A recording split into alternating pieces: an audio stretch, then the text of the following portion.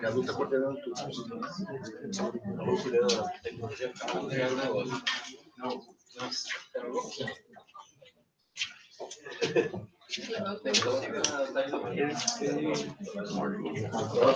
Fala pra Luca, mandei um beijão pro mexicano.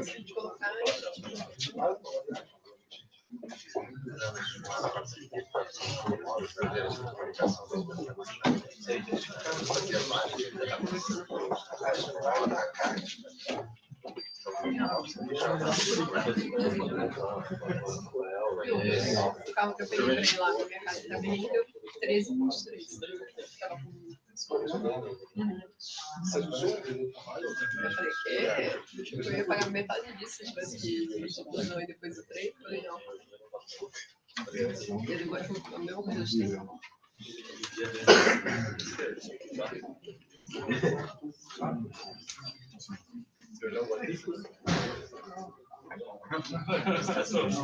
Esse negócio aqui.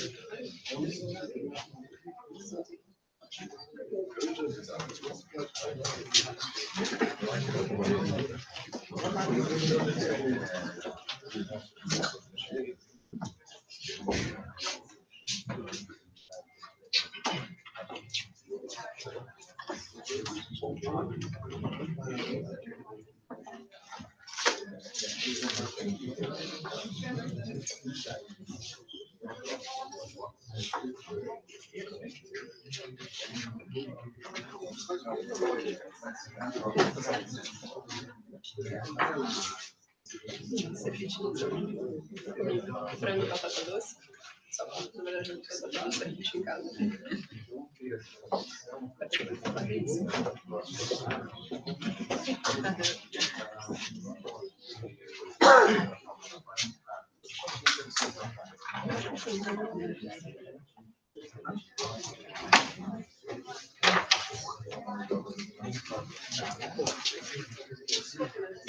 Ok, esse dia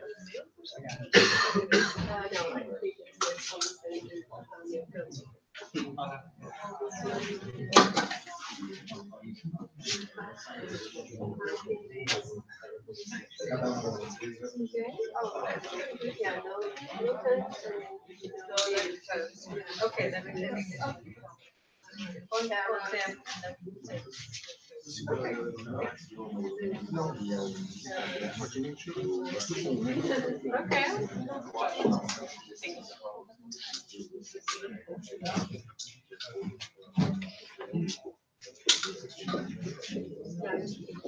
Cocadinho ou brigadeiro de cenoura?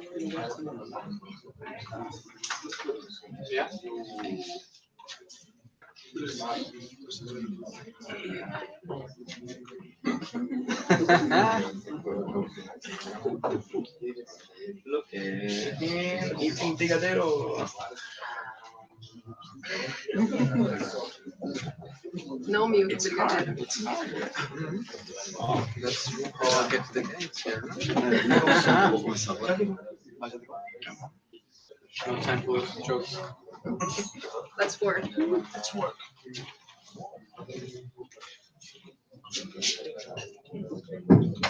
Ok, boa noite, tudo bem? Comida tá boa? Primeiro, antes de nada, desculpa, duas coisas. O horário de início, mas a gente tentou, mandou e-mail, todo mundo sabe, falou até às 7. A gente sabe que não funciona muito, a galera suíça aqui está meio desesperada por causa disso, é assim. E a segunda coisa é que eu sou o único que vai falar português aqui, então, se alguma coisa não ficar muito clara, pode perguntar, a gente tenta continuar a explicação. Antes de nada, eu estava pensando ontem sobre evolução. A minha filha passou correndo e deu aquele susto, né? Eu pensei assim, evolução, os filhos são a evolução de nós mesmos. Teve alguém que me falou nesses dias, a gente vai evoluindo conforme vai passando de geração em geração, né? Então eu espero que minha filha realmente seja a evolução do que eu sou, que venha algo melhor. E para mim isso significa fazer um mundo melhor. Para a gente aqui, esse grupo simpático que veio desde a Suíça, do Crypto Valley, para mostrar o que estão fazendo, pensamos igual. Vamos fazer alguma coisa diferente no mundo? E não é blockchain que vai conseguir fazer isso. Somos nós mesmos. Para a gente, blockchain é uma ferramenta. Então, antes de explicar o que é blockchain, o que é a tecnologia, como funciona a plataforma, qual que é o código, a melhor linguagem de programação que a gente deveria usar, mesmo que alguns de nós somos coders ou developers, isso aí é o menos importante. O mais importante realmente é como a gente usa essa tecnologia para realmente fazer acontecer. E aqui tem 6 exemplos, 8, junto com 2 cases brasileiros, e o que eu vou falar é o que eu represento, Social Blocks. O que a gente pretende é treinar jovens de comunidades carentes como programadores no blockchain. Isso vai ser um curso gratuito. A gente vai começar no Rio de Janeiro, na favela do Cantagalo. Esses alunos vão ter a possibilidade de oferecer o seu serviço via remota para empresas europeias que estão falando nisso, estão desesperadas por desenvolvedores em blockchain. Então, a gente tem essa iniciativa, vamos treinar eles como blockchain developers. Social Blocks nasceu ano passado na Califórnia, já tem quase 2 anos que a gente está trabalhando nisso. Ganhamos muitos parceiros, muita gente que veio espontaneamente. Temos 28 pessoas no time, todos voluntários. E o que a gente pretende é isso, colocar o nome do Brasil, da ciência do Brasil, lá fora na Europa.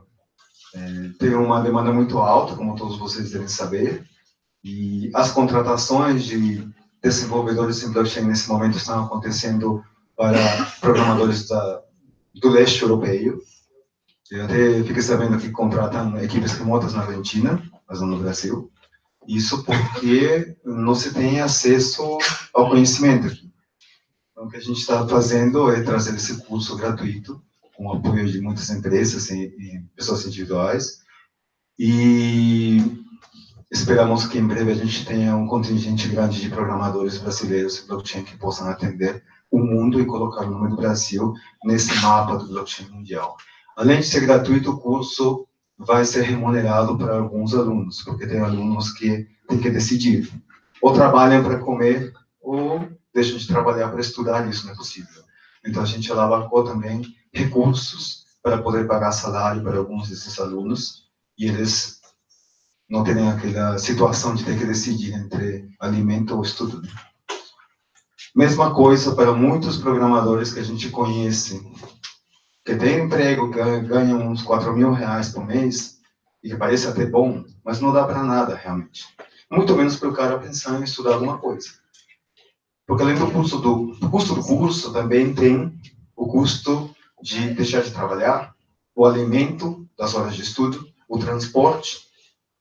Então, basicamente, a gente pensa que se existir um curso de blockchain, basicamente vai ter que ser um pouco dividido entre blockchain para profissionais que ganham bem, que tem como pagar um curso bom, isso daí super apoiamos, como algumas iniciativas de amigos nossos, mas também tem o fato de queremos empoderar a população, a massa, trazer blockchain para as massas e dar para eles essa ferramenta que vai acabar empoderando e dando a possibilidade para eles liderarem uma vida diferente, criarem as suas próprias ferramentas, os seus próprios meios de pagamento e poder trabalhar em cima de melhorar a sua comunidade.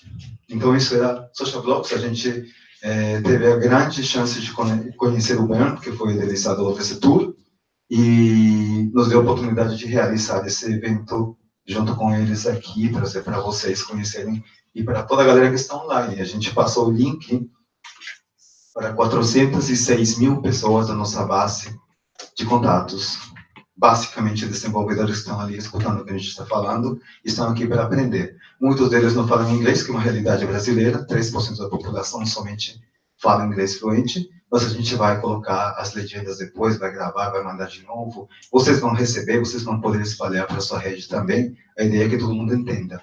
Infelizmente, como é um evento gratuito, também não dá para contratar certos serviços, como tradução simultânea, por exemplo, que é bastante caro. Então a gente não fez, mas eu espero que vocês entendam o máximo, eu acho que vocês todos entendem aqui. Blockchain on Tour nasceu do meu amigo Ben e de alguns amigos deles. E essas pessoas aqui se propuseram rodar algum lugar no mundo que eles entendem que é uma possibilidade de realmente espalhar essa tecnologia em países emergentes, em lugares onde esteja sendo mais claro que esse tipo de tecnologia vai ser assumida e utilizada, mais gente vai se engajar, né?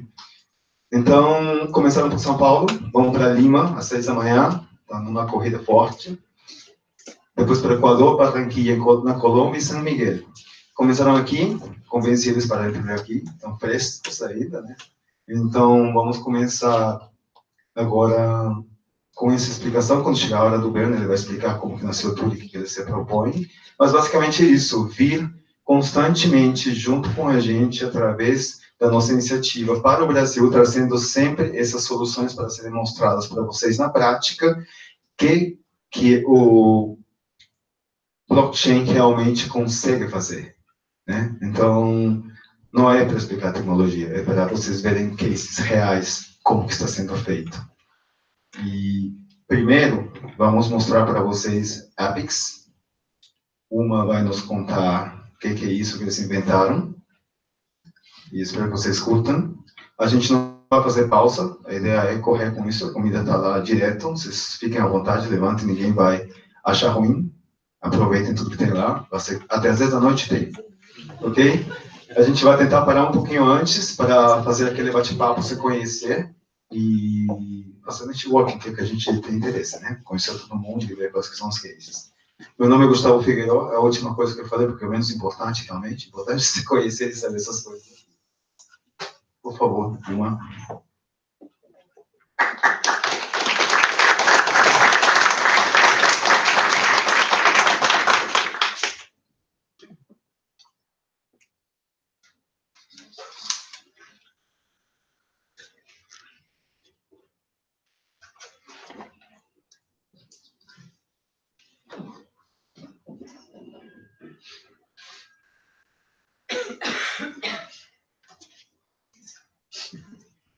Hello, everyone. I would do this in Portuguese, but I can't speak Portuguese, so I'll try it in English. I hope that's okay for everyone. So my name is Uma. I'm co-founder and COO of Apex. And just quickly about myself, I got into the crypto space in 2013, which I got introduced to by my mentor and co-founder, who's right now in Switzerland. But even back then, in 2013, which was when pretty much no one was talking about Bitcoin, crypto, or blockchain, we understood and knew that, and we were constantly talking about the potential impact blockchain can have on a global scale and how it can shift our society for the better.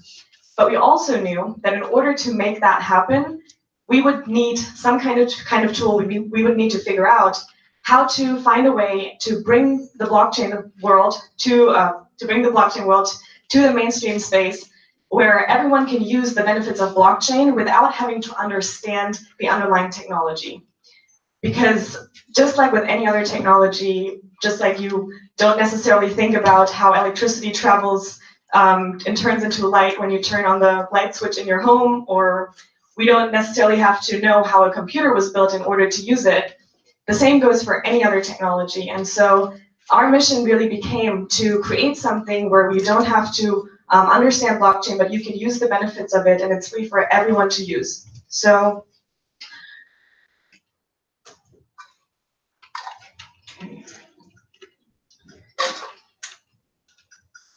now, so this technology, just what we decided to do is technology just needs to be an easy solution to a problem. And so this is why I want to quickly talk about some problems that we're seeing here. So one thing that I believe we all have in common is that we have a passion, and that could be art, that can be music, dance, football, whatever it is. And some of us get to turn our passion into work and make a living from it. Others aspire to turn their passions into a paycheck someday. And most people have already given up on their passions because they don't think they're able to turn it into a business. And this is because we've been tricked to believe that we're not capable, and only it's like a privilege. Only a selected few are able to do that, to earn money through doing something that you love. And so, in general, this is a problem, and my team and I have noticed that, in general, the problem is, and it goes also for not just the social media space. This goes for the entire, and it also has to do with why poverty exists in the world and why the wealth of our society basically belongs to less than 1% of the people. It's because our world is built on centralized systems that only benefit few people at the very top. And so this goes, like I said, for a lot of industries, and the one we're tackling is social media, because most people don't realize we spend so much time every day on these platforms, liking, sharing content, and doing all of this. And we think, well, it's great, I can sign up for free, and I can chat with my friends, and I can do all this for free, when in reality, we're just working for free for these centralized companies that are worth billions of dollars, where we are the engine, the users are really the engine of the network, and we created the value in the first place.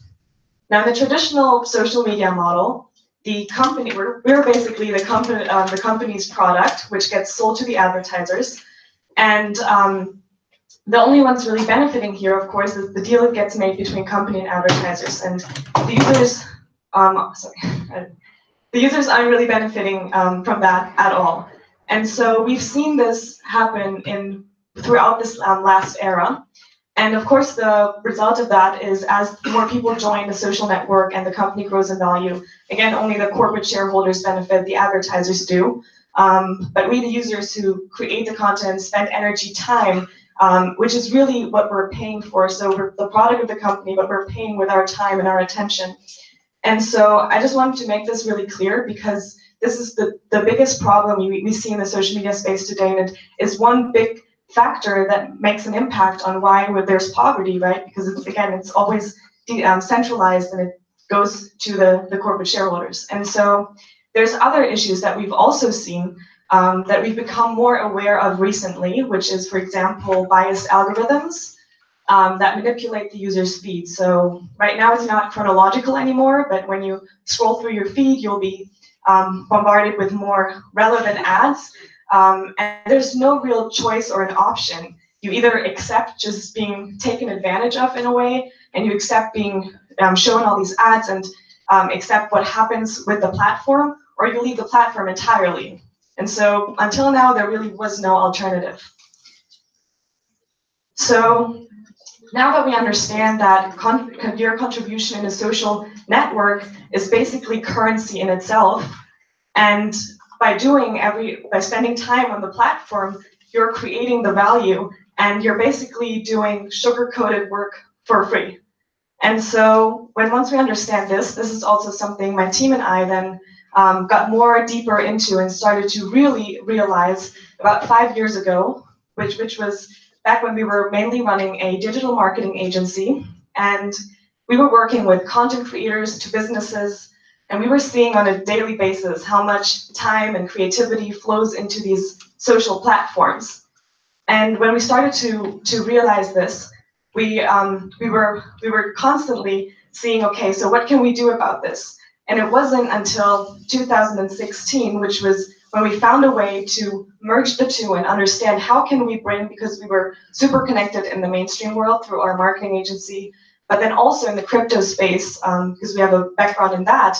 And so it was just a matter of time until we realized how can we bring the two together and create something that is going to be a revolutionary concept.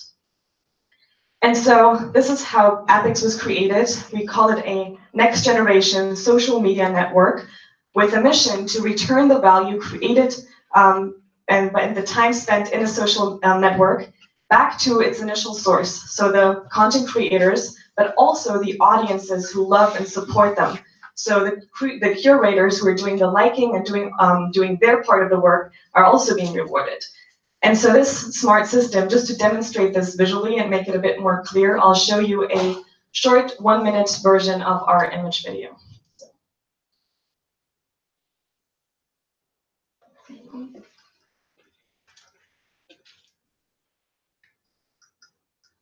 Okay, is the sound on? Yeah. We're living through the most significant revolution of all time. Social media changed the way we express ourselves and the way we spend our most valuable asset. We spend many hours every day producing, liking, and sharing content. We don't consider it work because we enjoy spending time online. But if we are the workforce behind the value of social media companies, it would only be fair to get a return on our investment. With a revolutionizing technology, Epix introduces a new ecosystem that merges lifestyle with income inside one mobile application. In other words, we turn likes into currency. With Epix, you can continue what you're doing already, sharing your lifestyle online, but this time get rewarded for it. When you upload something, people can like your content, with one difference. Every like creates a monetary reward, which means you get paid directly from the support of others. Even if you choose not to upload your own content, you can still benefit from rewarding other people's work with your like. Now what can you do with your earned coins? You can not only transfer them to another user's wallet, but you can also top up your credit card and use it in any store. Epix coins can be exchanged for any currency, or you can transfer your coins over to your bank account and turn them into liquid cash. We believe in our mission to give people back their return on investment for the time they spend on social media. We believe in our ability to introduce the world to blockchain technology through a social network. We believe in you.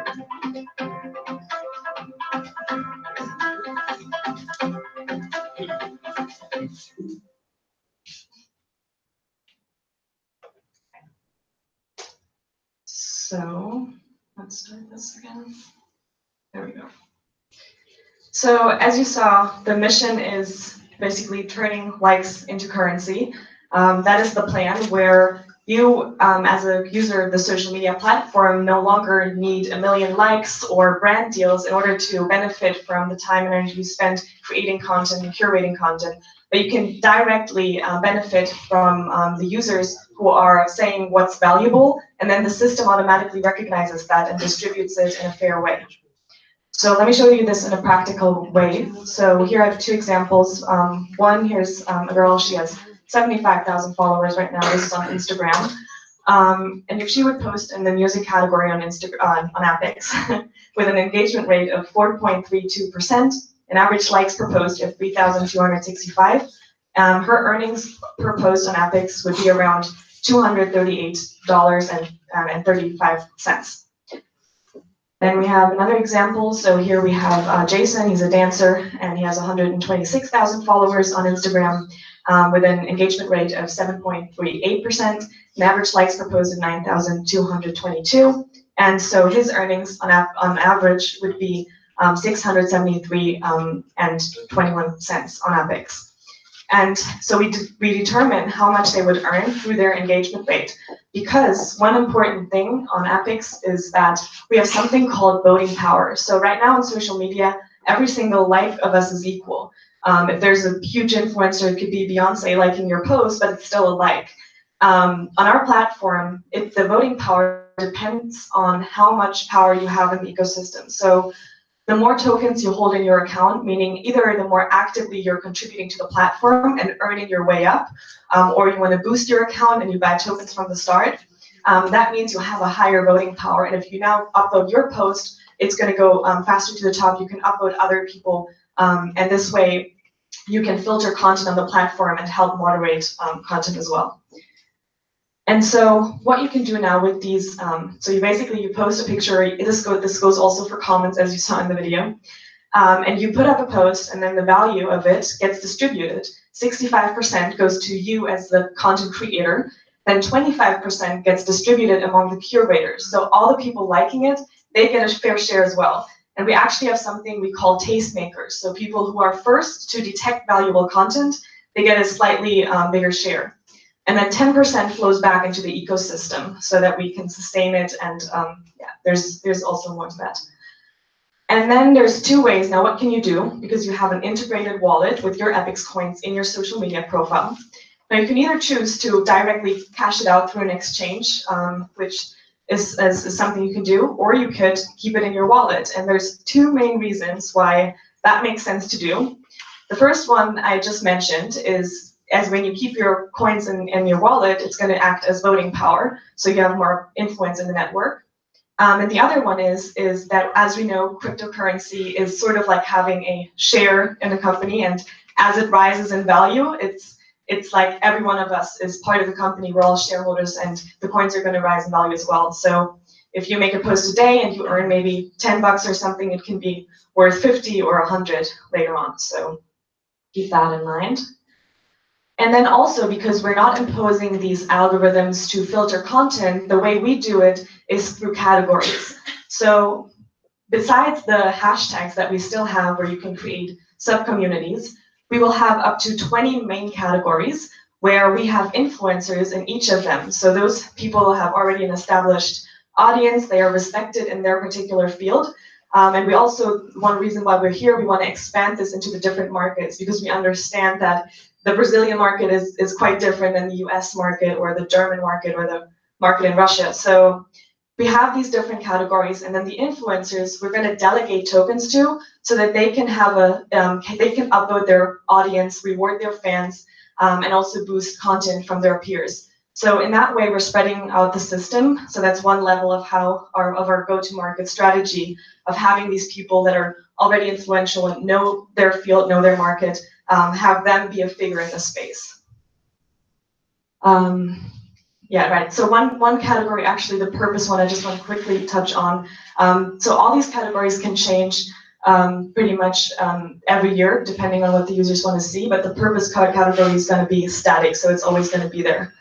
Now I wanted to show you actually I wanted to show you the animation of how the app looks like, but I think I'll skip that part, so because we have not limited time. So you can approach me and my team afterwards. The guy also with the camera here, and my other co-founder, where is he? Oh, Sandro. So if you want to see how the app currently looks like in beta, we can do that later.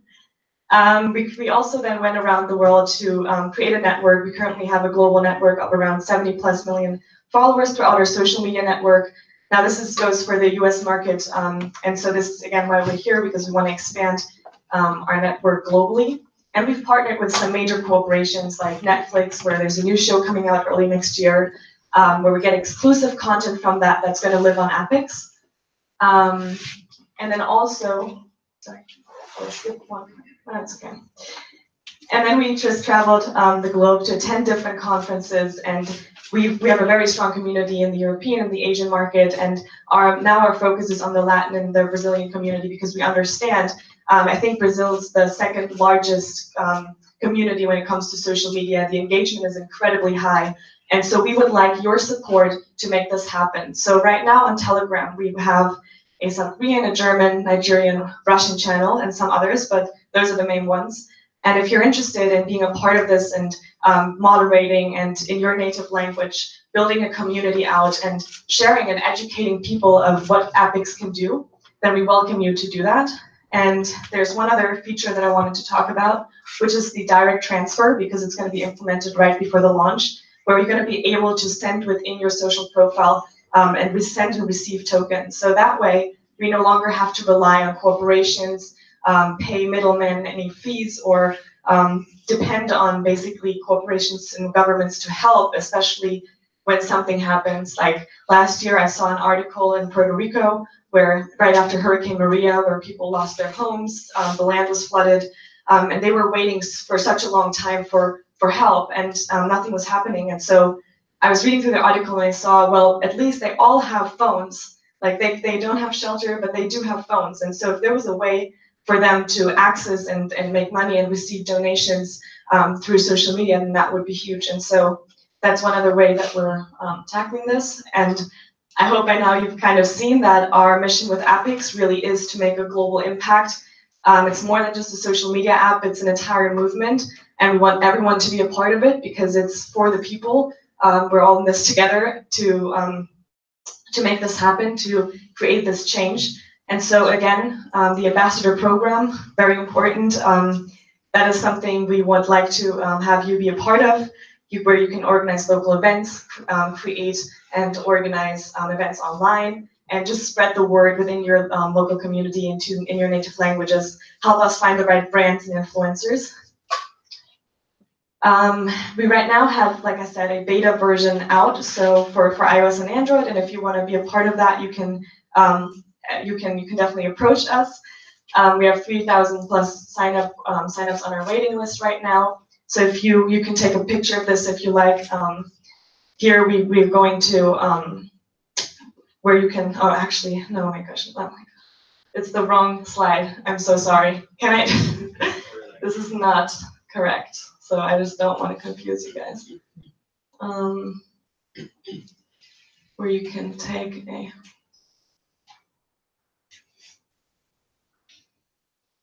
Okay, so there we go. So you can take a picture of this if you like. And this, if you register on softlaunch.epix.com, it's going to take you through like a sheet that you can fill out, and then afterwards we'll give you a full guide on how you can register a Steemit account if you don't have one already. Because right now, as we're in beta mode, you need a Steemit account to access it. And then in January, we're going on the test net, and then in March, we're doing the full launch, where we're actually launching our own Epix coin that's then going to be on the live net. So right now, this is Epix beta, but we invite you to be a part of this to test, share, report bugs. And yeah, lastly, we already did an ICO that we successfully finished in 2017, and now early this year, and now we are just doing one last round of a private sale, giving away some of our team tokens to spread it more in this area as well. So if you know or are interested in getting some tokens at the discounted rate, again, feel free to approach us.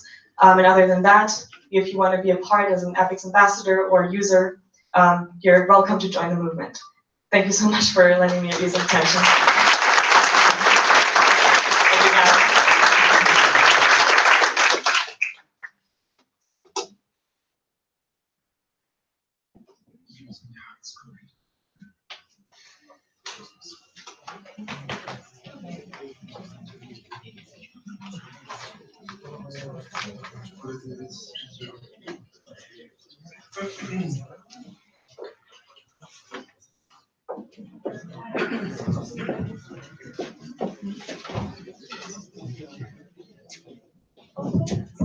One, two.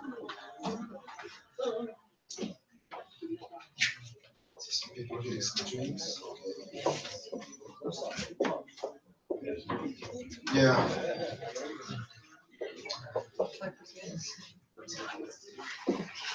Okay. Hi everyone, and welcome to the world of Dieter. Dieter is a mobile application that enables you to buy and sell cryptocurrency with Brazilian real, so fiat currency. So I first wanted to thank you everyone for coming tonight. It's really a pleasure to have you here tonight and to see so many people that come to blockchain events all over the world. My name is Amit. I'm co-founder of Dieter, and I'm from Paris, which is, as you may all know, the most Brazilian city in the world.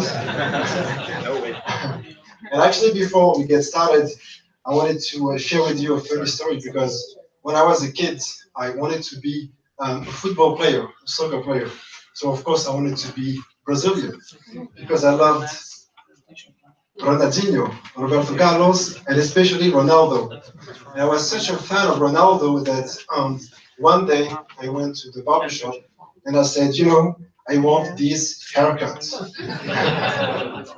And he laughed so much. He laughed really, really hard. But it actually taught me a lesson, because you don't have to look like a hero to be a hero. You don't have to do that to change the world, to change your world. This is exactly how I feel now with blockchain technology. It is changing the world. It is changing my world. And one of the questions I first wanted to ask you, and this is something that I do wherever I go, is why are you here tonight? Why did you choose to come here and not spend time with your family tonight? Come on, let's not be shy, huh? acquire knowledge. Who said that? Bruno. Acquire knowledge? Yes. Bruno?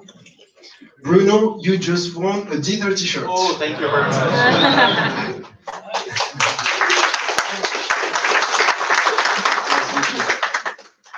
There will be other ones. Just pay attention. So yeah, acquire knowledge about what we're saying. Blockchain technology. Blockchain is changing the world. Blockchain was invented 10 years ago, as you may all know. Actually, do you know what was the very first blockchain that was invented? The very first one. I'm sure you know that. This is for sure.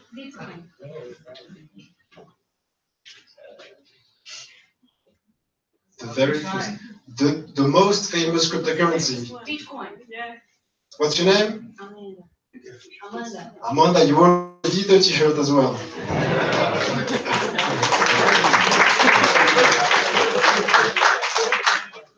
So Bitcoin, yeah, exactly. It's a cryptocurrency and a blockchain. The very first one that was invented by certain Satoshi Nakamoto. He had this, he or she or they, we don't even know who invented it, this crazy idea of building a decentralized banking system, let's say. As you may all know, now if you have fiat currency, it's basically issued by a central entity, a central bank. With Bitcoin, cryptocurrency, it's different. It's basically, by definition, decentralized. By this, I mean that no one controls it. But at the same time, everybody controls it. If you have Bitcoin, you actually own it, and this is yours. Nobody can steal it from your ticket back. So what can you do with blockchain technology? Well, you can do many things, amazing things that can change the world. You can fight censorship. You can fight fraud. You can fight corruption. By using blockchain technology, you have power over your rights, your phones, your data as well. We were talking about social media with Apix. You actually earn your data on social media. Maybe you've seen what happened to Facebook recently. Some people stole data. Maybe it happened to you. It happened to me actually. But this is a solution to prevent this kind of situation. So you will see tonight other decentralized applications. You saw Apix already. You will see other ones that are changing the world. And the question is, what do you need to interact with these decentralized applications and with blockchain technology? Well, you need one thing for sure. You need cryptocurrency. And just a quick poll, who has cryptocurrency in this room? Okay, so like a third, that's good. It's a good number. And why do we have cryptocurrency today? Well, there are different reasons. First, it could be for investments. Maybe you have seen that last year, the value of cryptocurrencies were like increasing. So you thought maybe, I'm gonna buy some because it's a good investment. Now it's decreasing, so maybe it's not the best thing to hold it. Another reason that comes a lot is to fight inflation or hyperinflation. Maybe I see some hands going like this. If there is inflation in your country, like it happened this summer in Brazil, you don't want to have your national currency because you're losing value actually. So maybe cryptocurrency is a solution. Okay, a lot of people in Venezuela do that because there is hyperinflation, so they prefer holding cryptocurrency instead of fiat currency. The third reason, as we said, is to interact with blockchain technology, so with dApps. Let's imagine you posted a picture on Apix, a lot of people liked it, and you earned cryptocurrency. And now you want to cash it out, so transform it into Brazilian real. Well, you will have to use a solution for that. But today, I want to say there is a huge problem, because how do you buy cryptocurrency, have access to cryptocurrency? Blockchain technology is basically a technology that is really dramatically changing the world, but it's really also unfair. Why? Because buying cryptocurrency is actually a long and difficult process. You have today to go on your computer, your cell phone, check your bank account, make a bank transfer, wait for the money to come into an exchange, do the KYC, and then buy cryptocurrency, etc., etc. So basically, if tonight you want to buy a cryptocurrency on an exchange, it's probably going to take you a couple of days or a couple of weeks. The second reason is that you need a bank account. And we know that today in the world, 2 billion people don't have bank accounts. So this is basically excluding these people. And even if you have a bank account, usually the online crypto exchanges only accept certain currencies. So usually it's US dollar or euros. So let's imagine you live in, I don't know, Morocco, and you have Moroccan dirham. There is no way you can buy cryptocurrency even though you have a bank account. Now here in Brazil, you have Brazilian exchanges, but there are problems also because sometimes these centralized exchanges get hacked. So basically it means that if you have cryptocurrency on these exchanges and they get hacked, well, sorry for your loss. You don't have money anymore on these exchanges. So that's the reason why we built Tether. Tether is a mobile app that enables you to buy and sell cryptocurrency and fiat currency. So here our goal is to actually put people into contact, in relation, to have access to cryptocurrency in a decentralized way, in a peer-to-peer way.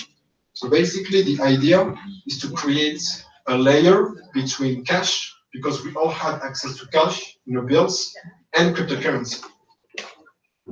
So how does it work? Well, let's have a demo. So first, how can you download Tether or use it? You have 3 options. You can use it on your computer, on Tether.io. So basically it's a web app, as you can imagine. The second option, if you have an Android phone, you can go on Google Play and you will find us. Last but not least, we built what we call the progressive web app.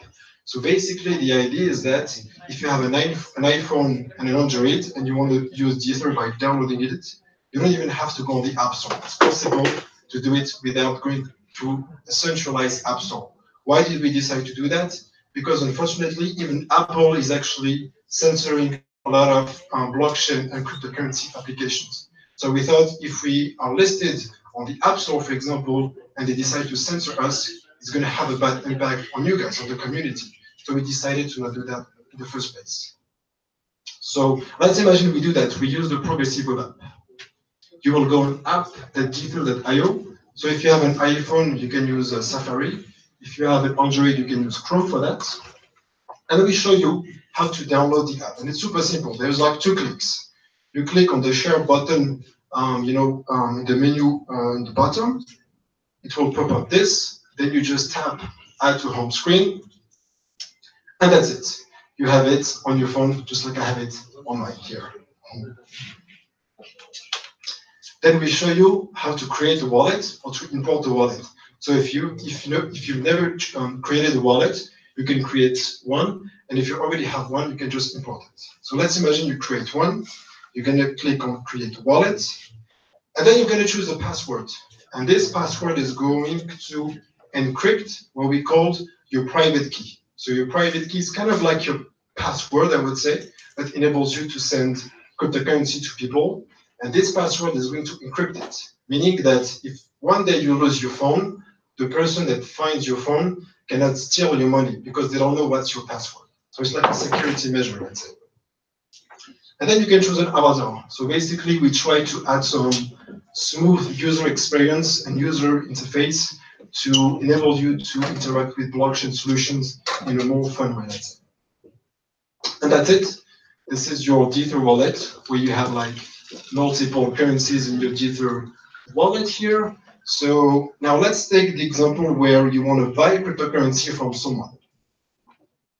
So you're going to click on Mapa. Map. I speak Portuguese. It's going to show you actually on the map the closest crypto sellers around you. So these 2 crypto sellers, I found them here in Brazil. And once you click on their profile, you will see how much cryptocurrency they are selling or buying. So these are what we call point of sales. You can see how much they're selling, how much they're buying, the commission that they take. So in this case, 2.5%, the location where they are. So it doesn't necessarily mean that they are there right now, but that they are willing to sell in that zone. And you can chat with them on Telegram. So for now, we use Telegram, but in the next version, we'll have an in-app chat so that you don't have to download Telegram to do that. So for example, here we chatted. I'm like, okay, this is how much I want to buy. this is where we're going to meet up, and this is when we're going to meet up. So you're just going to chat to agree on the trading conditions. And then you will actually meet with the person in the real life, let's say, to exchange cash for cryptocurrency. So when I meet up with the person, I click on the receive button, which is going to pop up a QR code, and the person, the seller, will just scan my QR code, and I will receive the cryptocurrency on my wallet, and I will give cash to the person. So again, it's really like a peer-to-peer way to do that. Ether does not like intervene into the process. Now let's imagine you want to sell cryptocurrency. You have cryptocurrency, so like a third of you guys here, and you want to sell to make money from it.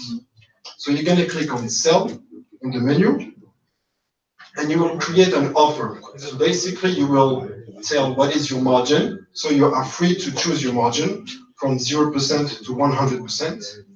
So why 100%? People ask me this question sometimes. If you go to a zone like Zimbabwe, where people have a huge demand for cryptocurrency, you can just put 100%, and trust me, the people will actually buy crypto from you. You can choose how much crypto you're selling.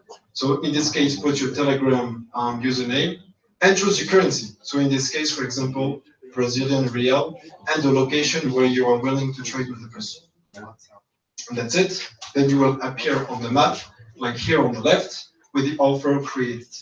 And then when you will meet with the person, you will click on sell again, and it's going to pop up this right screen where you will put the number of Brazilian real that you're selling to the person, and automatically it will give you the price, in this case in Ether, so how many Ether the person is going to receive and how much you're going to get in cash. Yes, so you will, like I was saying earlier, scan the QR code of the person, and then the person will receive the cryptocurrency. The third thing you can do with Ether is that you can also switch from one cryptocurrency to another. Let's imagine you bought Ether from someone, and now you want to hold, for example, DAI, which is a stable token that's based on US dollar, because you want to prevent yourself from volatility. You can do that in 2 clicks. You just choose how many Ether you want to transfer to DAI, and directly you will receive the tokens in your Ether wallet. Last but not least, you can also locate shops around you on the map that accept cryptocurrency as a means of payment. So the idea here is that you don't need to cash out your cryptocurrency into a fiat currency to spend it. You can just go into a shop and actually spend it there with your Ether wallet. And if you are here, if you have a shop, if you are a shop owner, you can go on shop.jether.io and register your own shop on the map. And tomorrow you will see that people will come to your shop and they will try to spend cryptocurrency at your shop. So you will welcome new customers like this. So what's so special about the Tether app in this case? 3 simple things. We don't take any fee on the trades. So only the seller is free to set up his own fee. We don't take any commission, nothing. Secondly, we don't hold your funds. We don't hold your cryptocurrency. It's on your cell phone. We don't have control over it. You have control over your money, because this is the idea of decentralization we believe in.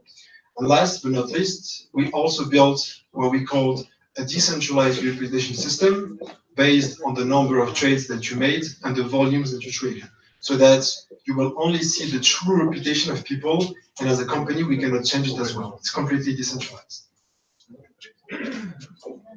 So the idea here is that you might know what is an ATM, the machines where you can cash out money. Now with your phone and Ether, you can become a PTM, a person teller machine. You can turn your phone into a crypto ATM basically and make money from it.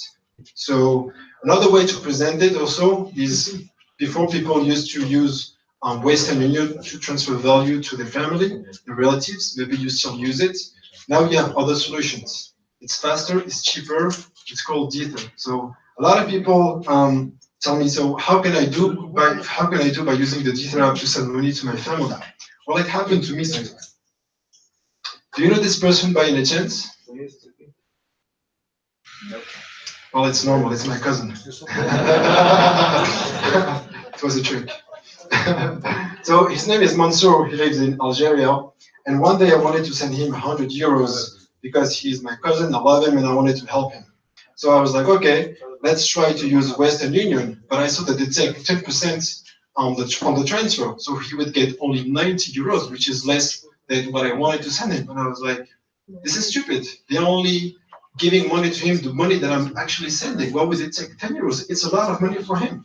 So I thought, okay, let's use the Ether app. And this is what happened. I sent him some Ether. The cost of the transaction was 1 cent. So he basically received 99 euros 99 cents. And how did he do to cash it out? Because in Algeria, until now, nobody accepts cryptocurrency. Well, he created a point of sale on the Ether app. And people actually got in touch with him to buy cryptocurrency from him, and he actually made money from it. So as you see, by transferring value to someone that you know, for example, you can also contribute in building this crypto ecosystem all over the world. So in the Brazilian case, I know that a lot of people in Brazil have family in Canada, also the US especially. It's exactly the same thing. If you receive $100 from family back in the US, you're going to pay 2 cents basically, for example, by using blockchain technology. So how can you help the Jether ecosystem? Well, you can first just check the website and see what it is, jether.io. We have, Jether is really like an ecosystem of people all over the world that just want to help each other by using cryptocurrency and blockchain. And also, as we are going all over South America, we're launching the Jether Latam Challenge. So what it is, so basically, we invite you to create your own point of sale if you have cryptocurrency in this room, in Brazil, and at the end of the tour, we will see in which country we visit, we see the highest number point of sale, and we will give you some cryptocurrency as a reward, of course. So you can just go on Jether.io, download the app, create a wallet, and hopefully Brazil will win. Thank you for your attention, and see you soon on Jether.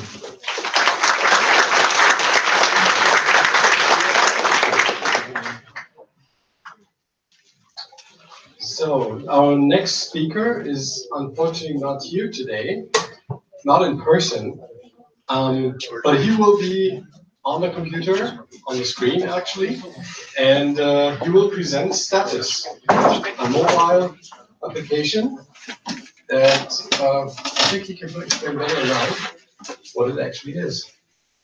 Let's see. I hope everything works with the voice connection.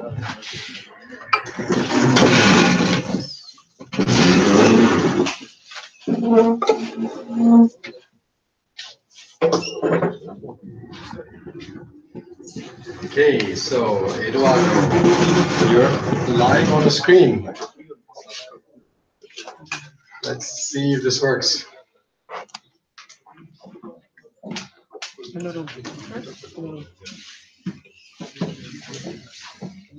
This is very slow. Eduardo, can you hear us?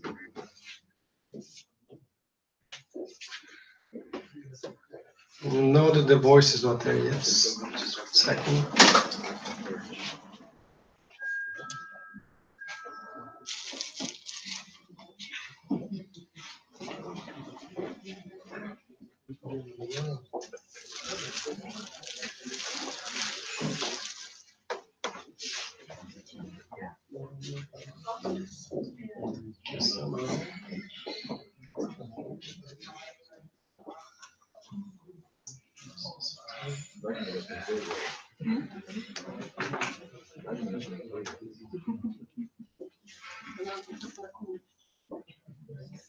Yes. Just 1 second.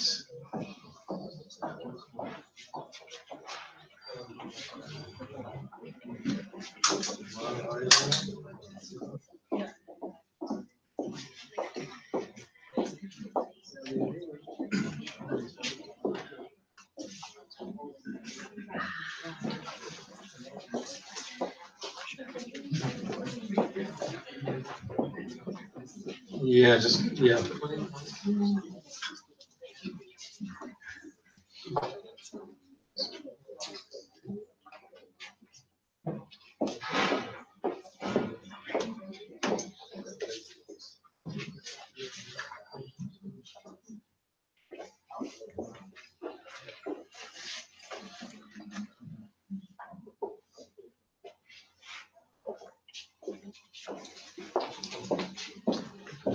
Can you try now?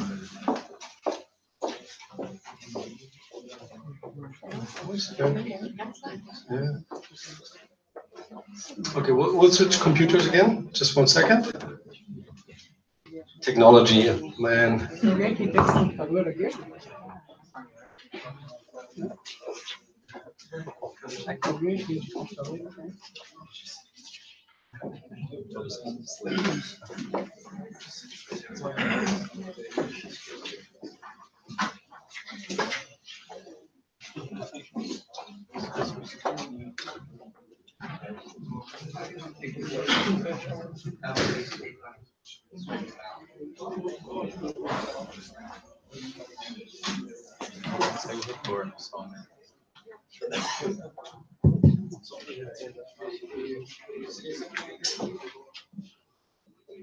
Nachi.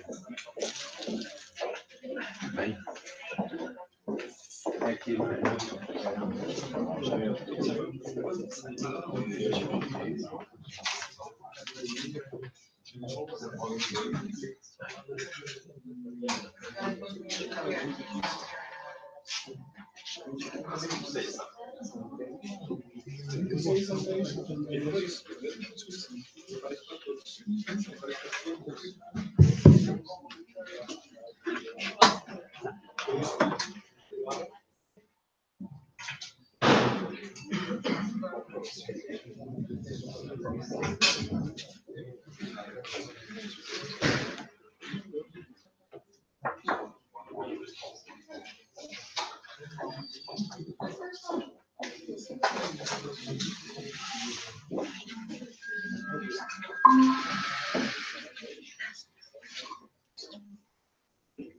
Hello?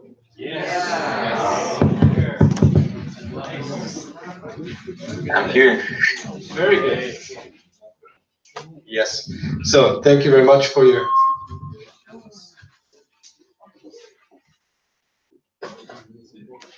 Okay, give it to you, Eduardo.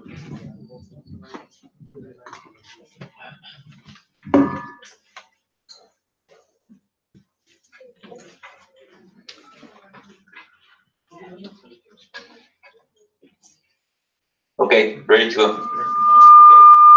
So, hello everybody. My name is Eduardo Garza. I'm originally from Mexico, and I've been working on Status for around a year already. And I'm very happy to be present via technology right now. I'm sorry that I couldn't be present physical, but my energy is there with all of you. And today I want to speak to you about Status, what Status is. So I'm gonna present and show.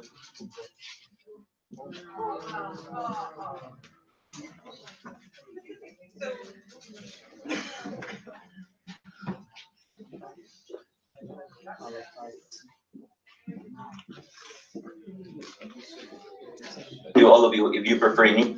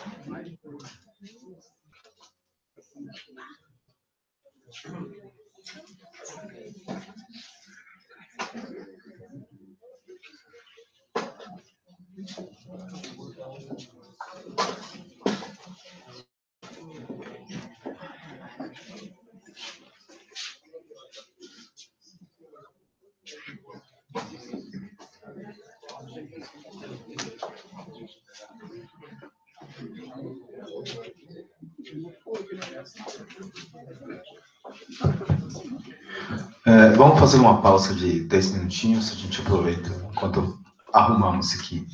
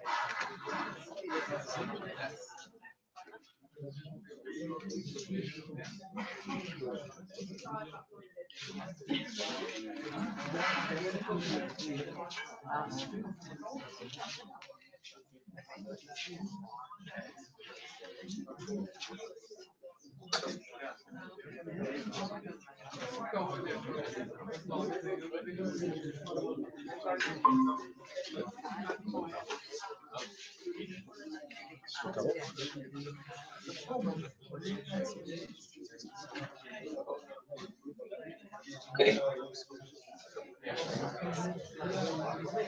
Check mic, check. I 1, 2, 3.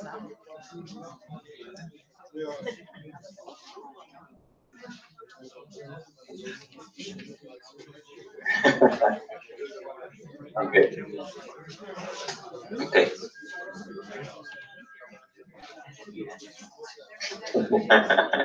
Okay, I'm not putting me again, man.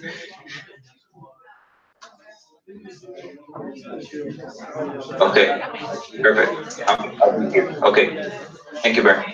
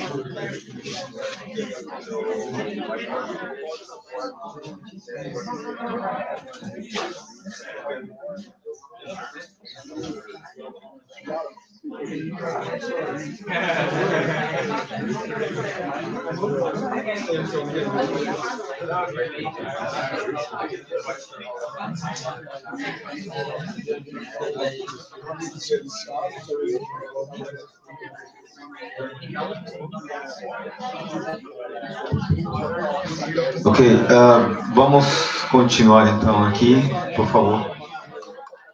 Vamos começar com o nosso amigo Eduardo novamente.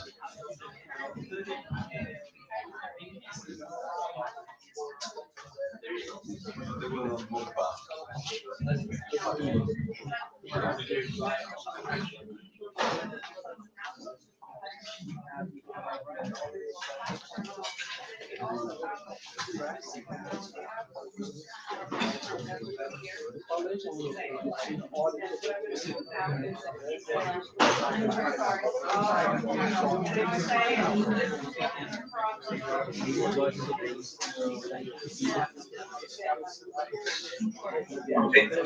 Oh, it's okay. Perfect.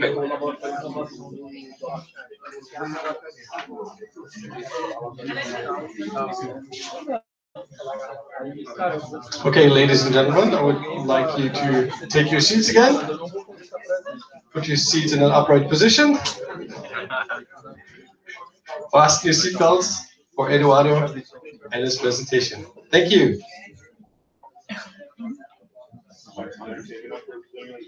Hello, everybody. I'm back again. My name is Eduardo Garza, and I don't know if you heard, I'm from Mexico, and I've been working for Status around a year already, and it's been a heck of a ride, and I love it, and I'm very grateful to be right now present via live stream with all of you. I really apologize to not be able to be present physically, but my energy is there with all of you. And today I want to share with you about Status, what Status is, and what you can do with Status. So right now I'm gonna present my screen, so all of the presentation. So just give me a few. And Bern, if you can just give me a thumbs up that you guys can see my screen, that will be perfect. Or anybody that is close to the laptop. Awesome. Okay. So let's put play. All right, Status. It's a chat and browser, and you can transact on it. We believe in the right of all individuals to freely communicate and transact privately, safely, without fear of censorship or exploitation. That's something that we have seen recently in so many ways, right? With all these centralized systems that we are used to, like centralized banks, centralized governments, centralized platforms that we currently use. Like I heard the other projects that were mentioning about Facebook, Instagram, or even Telegram. They have been already be blocking Telegram in some other countries, or they have been getting all the data from all the messages that have been sent on Telegram. So they're not really that secure, right? Well, Status wants to empower the community in any way, and you can communicate via message, or you can also save your own actives or stocks or tokens or crypto in this case, so you can be in charge of your economy also. So what is a Status? Status is this Ethereum light client where you can access the whole Ethereum ecosystem just in your mobile. You can, like I said, you can, let me see if I can play on this screen so you can check them out because they were supposed to play. Okay, you can use a messenger so you can communicate with your family, your friends, or maybe even make some business there, because even in our chat system, you can make transactions on it. That's right, you have a chat in wallet, so you can be having a conversation and probably, I don't know, you were talking with somebody that made a service for you and you want to compensate them for that service. So you can just send a transaction with crypto, any crypto ERC20 tokens that are part of the Ethereum ecosystem, and you can pay them through there. So it's very practical and very easy to use, and it's the best way to communicate. We also have our wallet. I'm gonna change screen. Well, I just spoke about the chat. And let me mention something about the chat. It's also it's very safe. Every message that you send is encrypted, so no one can see your messages. Just peer to peer, the message that you send to the person directly and you and yourself.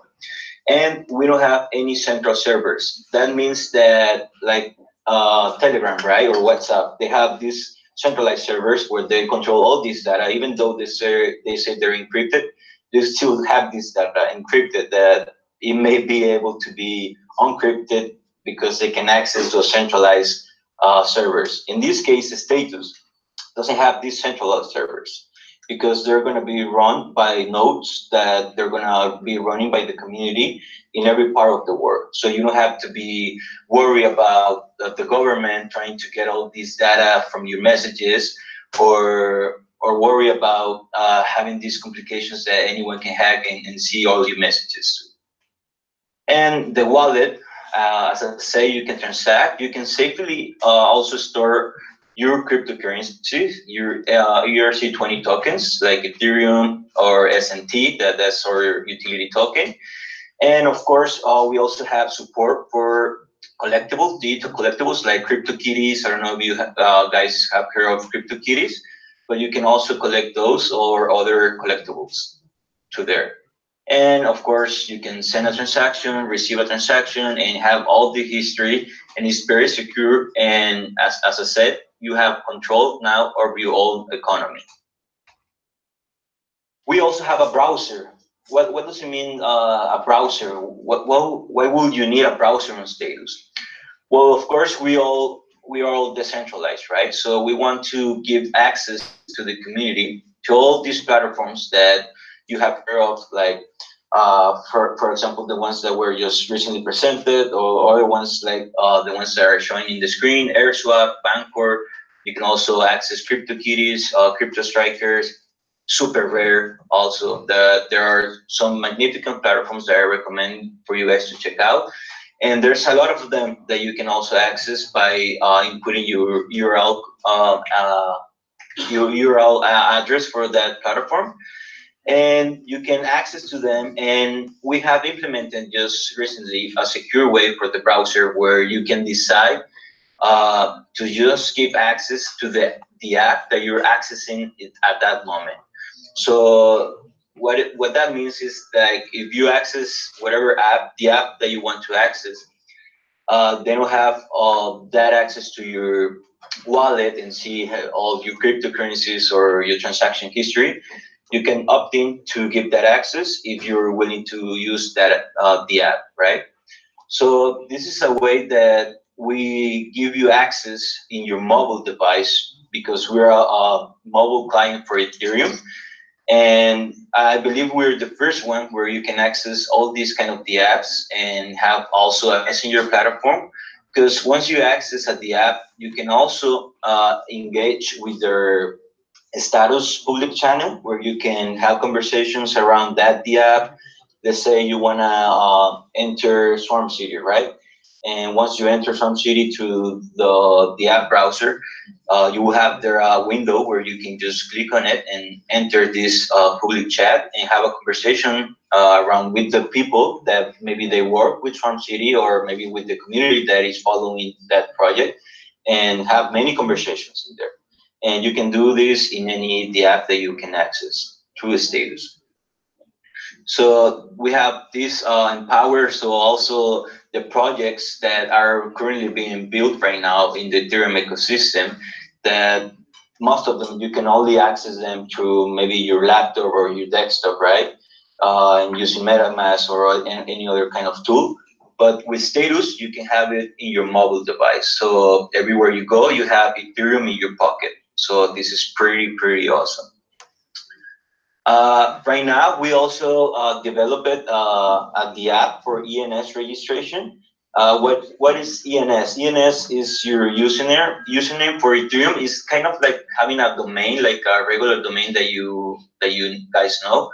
But in this case, with this ENS, within Status, you can also just give, instead of this, if you can see the right screen where you see the contact code or your wallet address, instead of giving all of those numbers and letters that is very difficult to remember, right? You just give your name. In this case, we have this example that it's crypto.stateofus.it. That's the ENS name that you can share, and anyone can send you a transaction just using your ENS, or they can communicate with you within status just using your ENS. For example, mine is eduardo.stateofus.it. So you can contact me directly there, just finding me in status and starting a new chat with me. And this ENS, the app registration, like I said, it's a decentralized app that we just recently built, and it's already online, and you can buy your ENS, and it only costs, as I know the left screen says 100 SNT to register, but it's only 10 SNT to register.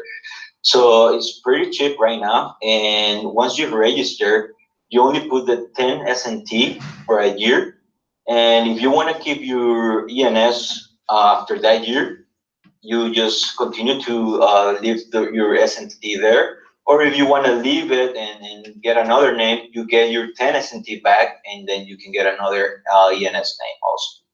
And there's no certain amount of ENS names that you can have with your Ethereum address or your contact code within status. You can have many. I also have another one. My nickname is Lalo, so I have lalo.stateofus.it. So yeah, you can also contact me there. And well, before I move to the next slide, when I finish the presentation, there's going to be a link there where you can just engage through that public channel. And we're going to be giving some SNT and Ether because it's useful for the gas transaction for it. So you can register a ENS name. You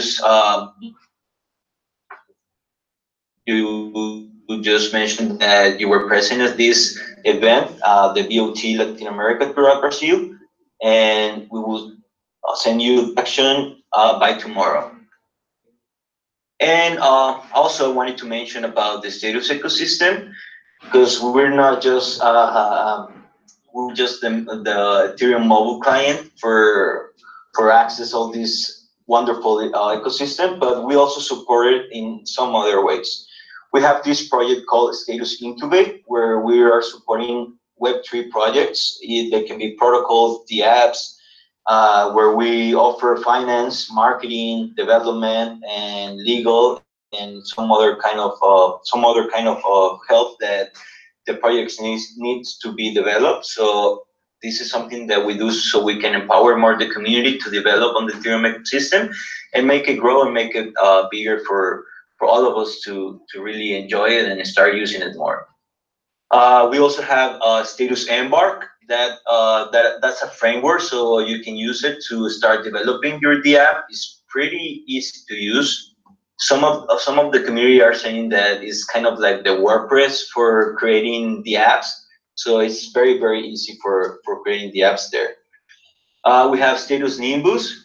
That's the research program where they're creating this Ethereum Light node, because as you all know, Ethereum is still growing, is still in development, and of course we like to support everything that has to do with Ethereum. So we have this project called Status Nimbus, where they're designing and developing this light node so it can be better used on Status and not that heavy and or use that much of data. And we also have a Status hard wallet that's going to be it's not kind of, I don't know if you guys have heard of Ledger Nano or Trezor. It's not that kind of hardware. This is going to be just a regular card where you're going to put it behind your phone, and it's going to connect with your Status wallet, and that way it can give you secure access to all your assets, to all your cryptocurrencies there. And we also have this project called Status Design Team, where we're also empowering this design ecosystem in the Ethereum blockchain, because we all know that we need a lot of UX right now, so we can have better onboarding with the community. So we have also this project.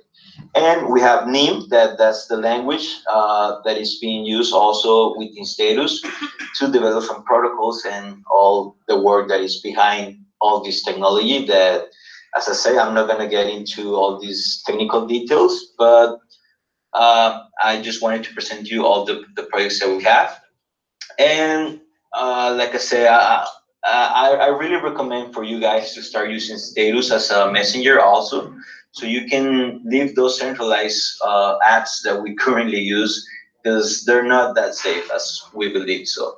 And Status is already available, so you can download it directly from the Google Play Store just by searching Status Ethereum. Or if you have iOS, you can sign up for a test flight distribution list that's on our website. It's status.im. And this is the last link where it says info. You can get into that link and it will send you directly to the public chat for Status Brazil. So that's the link that I was telling you guys, that you can join us there, and just letting us know that you were part of this meetup at Sao Paulo, and we will give you some SNT tokens and a little bit of Ether for the gas transactions, so you can register your ENS and start using this platform and share it with your family, your friends, your coworkers, or even though if you have a business also, like I don't know, maybe you have a clothing store, right? Where you want to start accepting crypto payments. You can also start using Status and just tell your customers to download it and just give them your ENS name, and they will just send you a transaction and pay you with it, with any ERC20 token. It doesn't have to be specifically with SNT. You can use whatever token you want to accept. So please join us, and join us also with conversations or doubts that you have, anything that you want to share about the Ethereum ecosystem, or if you're developing something, or if you have some other questions about our platform or the app, just feel free to join us and give us and let us know your questions. So this is it for me. I really appreciate your attention, and hopefully I can visit soon Brazil and see you all guys physically. Gracias. I have a question. Thank you. We have a question from the audience. This link is only for people. I can hear you. I will tell it to you. Your Just 1 second. microphone or from your laptop is on mute. Yes, we have a question from the audience. No, it's actually pretty simple. Yes. It's just this link is only for people that have Android. Is the link only for people with Android? No. You can also download it with iOS on our website, that is status.im. And remember, our platform or messaging platform, it's all decentralized. We use protocols that we call it like dark routing. So like I said, it's all encrypted peer-to-peer, and no one has access, and there's not central servers for it. But yeah, you can download it on Google Play and Google Play Store. Just look for it on Status Ethereum, or for iOS, just get into our website, status.im.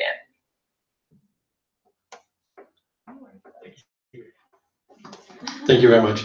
I can hear the microphone, your laptop microphone. No, it's fine. It gives me a signal. So thank you, Eduardo. Gracias.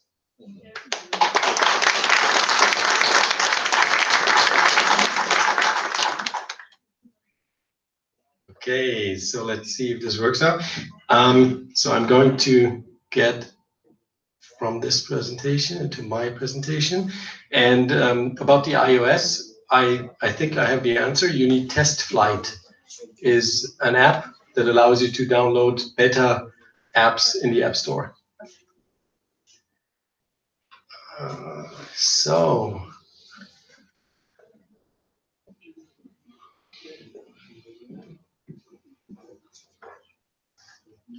Okay, so now it's my turn. I'm going to present Swarm City. And so my name is Bernd. Sorry, I didn't introduce myself. And I would like you all to take out your telephones now, because I really want you to use the product. So please take out your telephones right now, everybody. You're allowed to. This is a meeting where you're allowed to take out your telephones. This is great. Very good. So I've created a WhatsApp group because I've heard that Brazil is crazy about WhatsApp. So we can communicate through that. Sorry, Eduardo, for that right now. We'll switch into status the next time. Because we will use this group to communicate something later on, which allows you to receive Swarm City tokens. So sign up with this group, just go to the QR code, sign up, and later on, hopefully you will receive some tokens, or even later through the group, you will be able to receive some tokens. So what is Swarm City? I always say that Swarm City is a peer-to-peer sharing economy platform. But what is that exactly? So what is peer-to-peer sharing? And the answer is on this slide, actually. So a lot of these products claim to be peer-to-peer and be sharing economy products. And I think most of you know Uber or Airbnb. These are the two main products that are sharing economy and peer-to-peer. But are they really peer-to-peer? What do you think? No. Any reasons why? I mean, I have a few, but just want to be curious if mine match yours. There's a middleman. There's a middleman. Very good. Okay, so it's not peer-to-peer, it's peer-to-middleman to peer. Okay, so somebody is in between. This in between is sometimes necessary, or most of the time still necessary, because we didn't have the technology we have today, which is the blockchain technology. We had many people already explain why blockchain is important, because it gives you trust, a trusted third party. So we're not replacing this trust, we're just replacing the way we handle this trust. It's not a central party or another third party involved, it's technology that we trust, give this trust to. And this is interesting, this is important to understand, but you don't have to understand the full technology behind it, okay? So, and we talked about this before, central authorities or entities that have power sometimes overdo it. I'm not even saying abuse it. They might do this as well, but they overdo it sometimes. So we have situations where Facebook, Twitter, YouTube block accounts just because they think that these accounts are abused or don't show the right things, or we even have states that don't allow access to Wikipedia, like Turkey does that. I'm not even going to touch China, what they don't allow. So this is where a central party can abuse its power or misuse its power. And that's why we need something that we can trust and never lets us down on this trust. On the other side, if we take Uber as an example, these business models, most of the times, don't really work.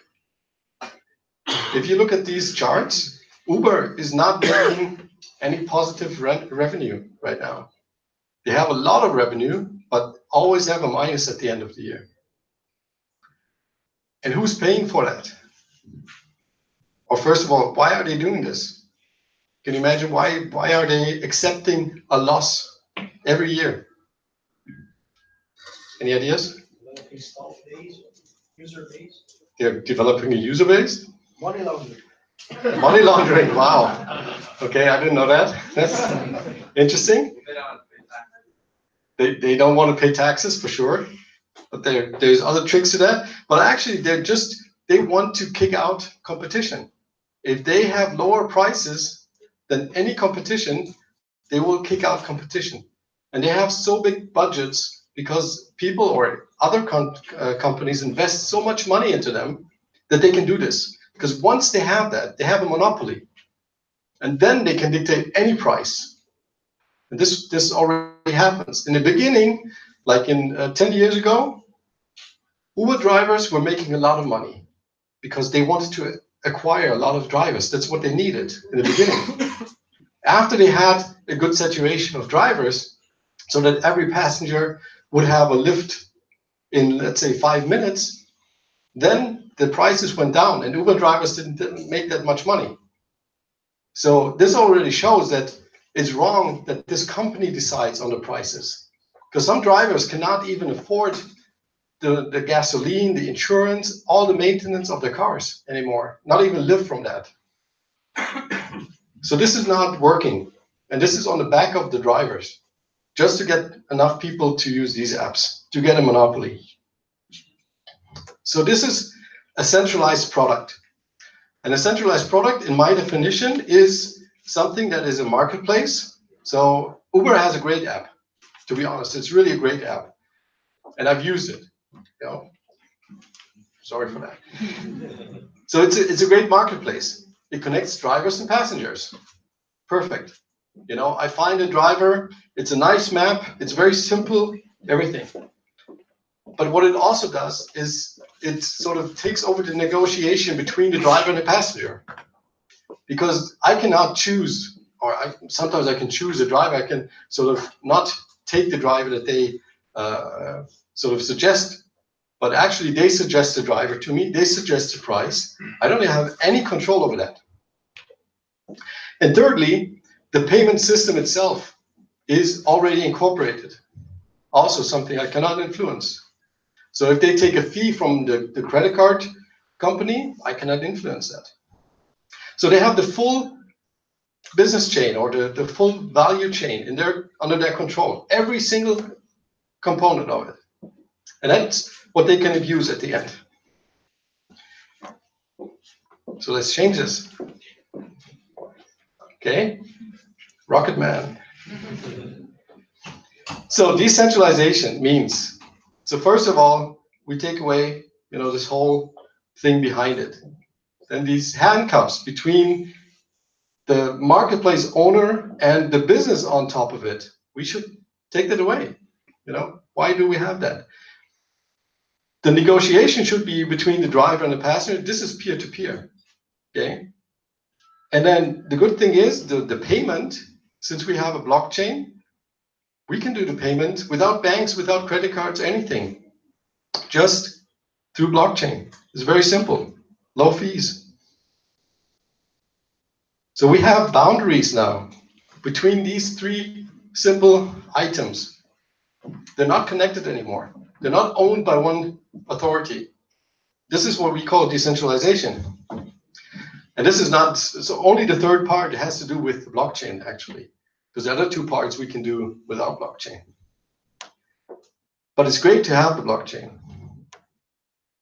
Ooh, what happened? Oh yeah, the payment system. I forgot about that. We have the blockchain. Very good. And we have a token. So Swarm City is a marketplace where you can offer a lot of services. Uber is just one example. And you pay with a specific token. And this token is important because it also creates reputation.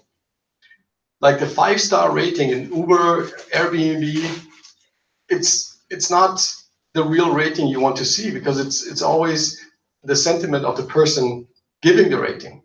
And maybe if this person has a good mood and likes the driver, he gives him a good rating. If he is in a bad mood, same driver, same situation, he gives him a bad rating.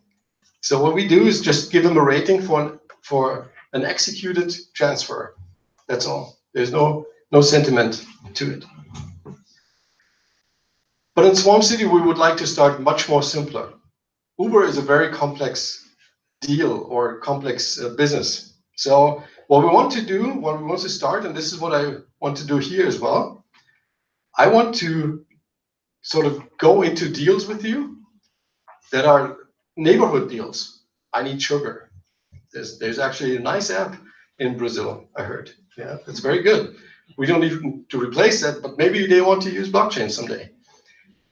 Then, you know, you could use anything. Any goods that you need in your household could be sort of dealt with over blockchain. And then this could evolve into a system where we have Uber and use that. So, but now let's use Swarm City.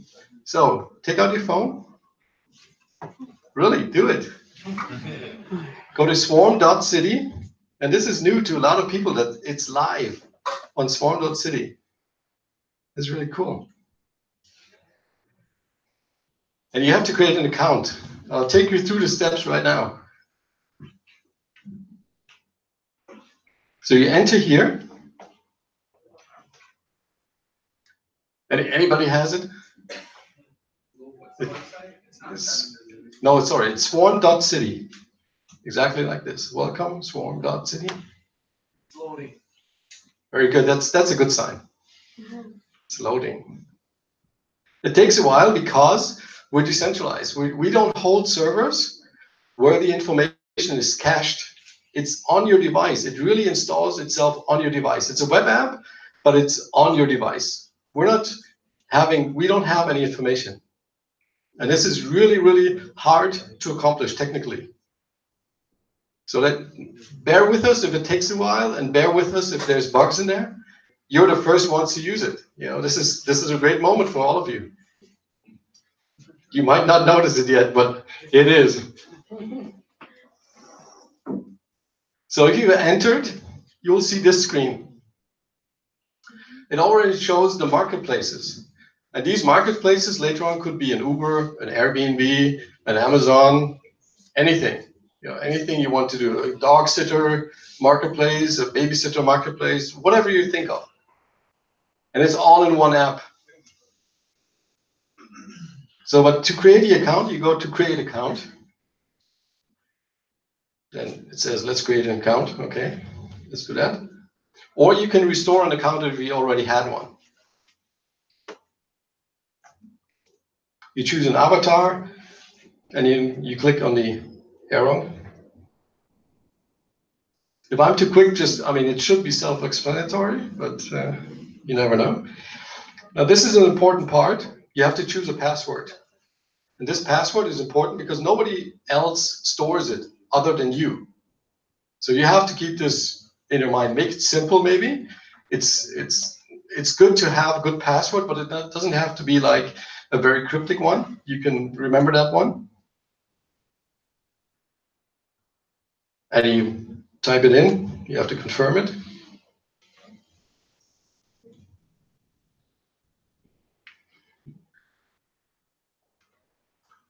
You're all watching your phones. I hope you're all watching Swarm City.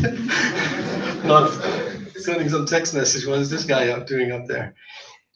Okay. So then you back up your account. And backing up the account is also important because, again, only you have access to this account.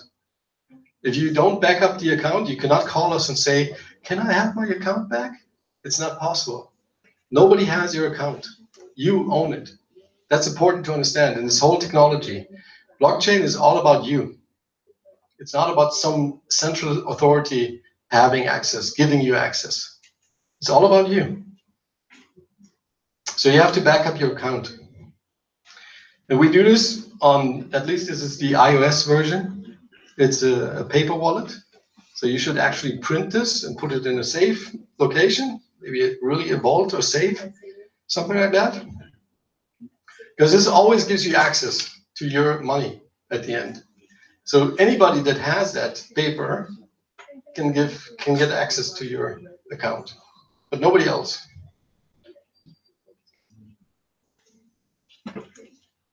Okay, and once you have that, you have to type in your password again. Confirm that. Am I too fast? Okay, very good, cool. And this is what it looks like. I mean, this is a test account. I'm not stupid. Because there's a private key in this. Okay, so this is a private key. This here is the access to my account.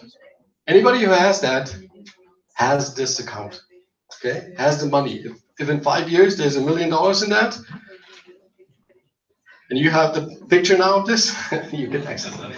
Okay, so, but we're going to close this now. I mean, what I would do in your case, because you cannot print it now, maybe you take a screenshot, but make sure you delete it later on and print it at home. Okay, but make sure you have it now because you're creating an account. So you successfully did that. Now you can enter Swarm City. Okay, again, as a full citizen. of Swarm City. Now you will see you don't have any money in your account. That's natural. Okay. So now it comes the WhatsApp group.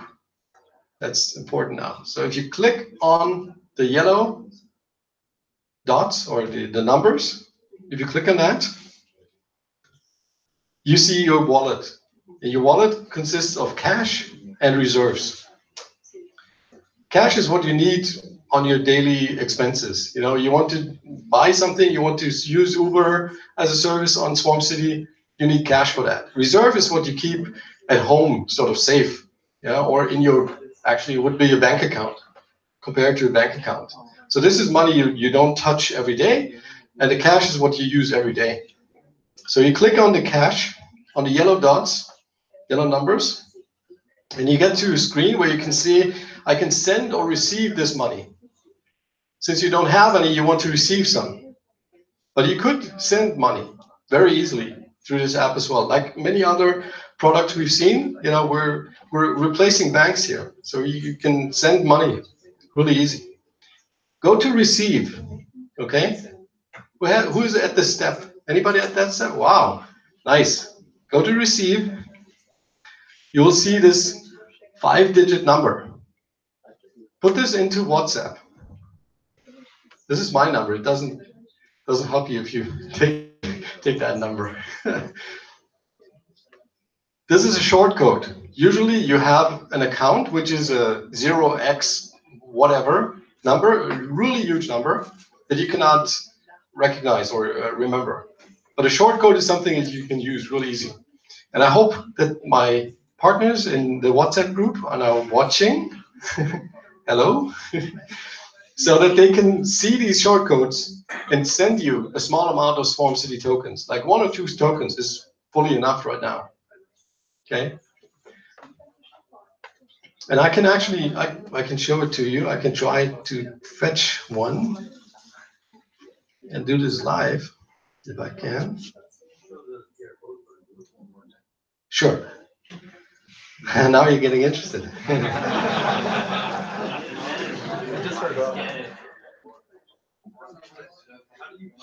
How do we scan it out? Oh, this is the QR code.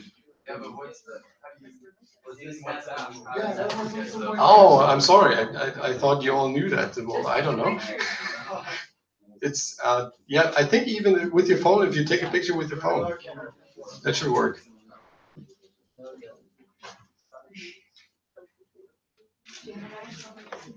Okay. Okay. There's a link as well. Let me just.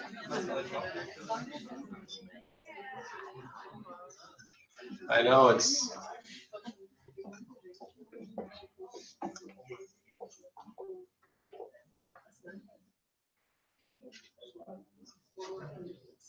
I didn't think WhatsApp was the problem. I thought Swarm City was the problem. I'm glad to hear that. Very good. Thank you. Nice.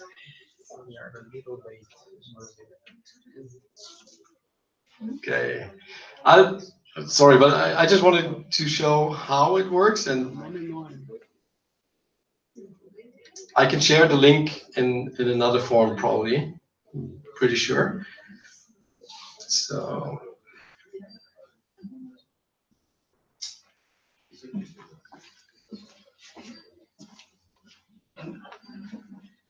I don't know if I'm. Okay, so there's a few people in here. Hello from Kiribati. Nice. Okay, there's a few short codes. I hope they've been picked up. The short code is only valid for 90 seconds because you cannot represent all the numbers that are available. Say again? Oh, again? Yeah. Okay, I'll do it like this. I don't know if the screen is big enough for all of you to see. Okay, so let me fetch. There's a few here. Let me try to fetch this one. So just to show you how this should work.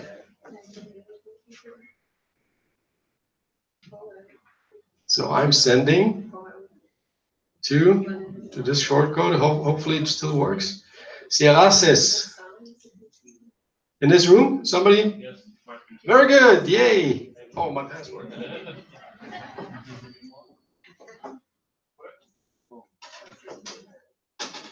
Okay, it's processing, it's sent.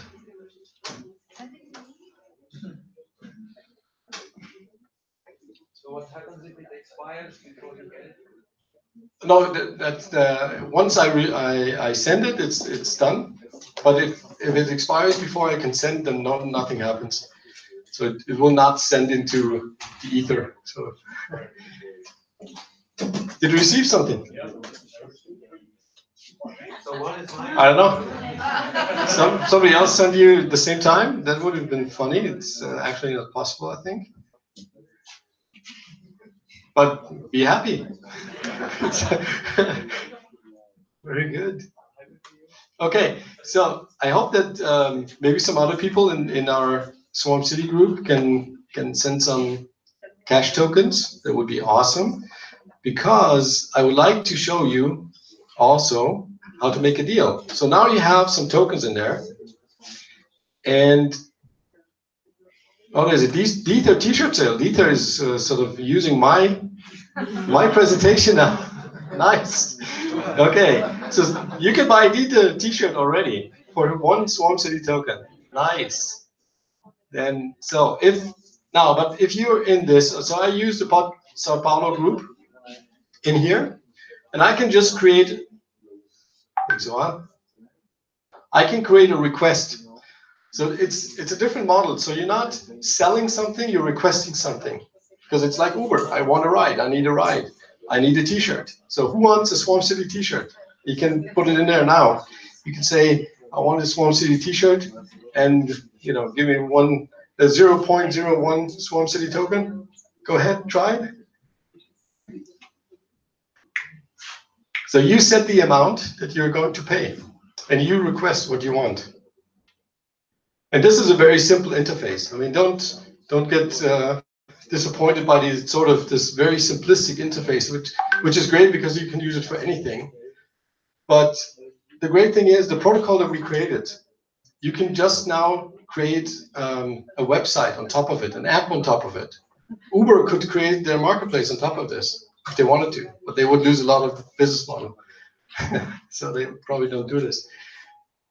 And so you can use this later on for any kind of marketplace. But this very simple user interface already allows you to interact with it. Yeah, go ahead. So maybe we have one request, and then I'm done actually. Then after that, so bear with me. Anybody here wants to try?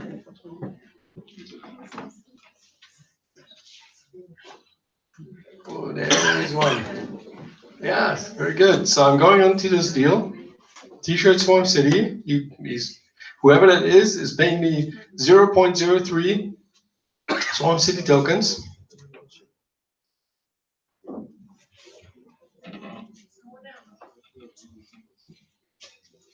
Oh, this is the person who's sending it. Okay, so I say yes. Sure. My password again is very secure.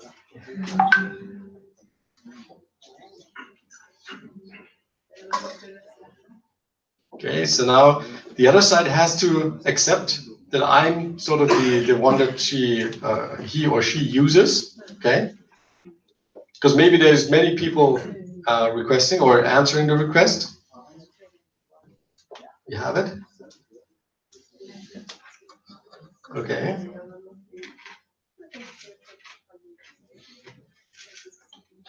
Blockchain is not very fast, so not yet. And this is really live, so and the first time. Okay, so BJ selected you to make a deal. Do you accept? So then again, I have to say yes, I accept. Put in my password.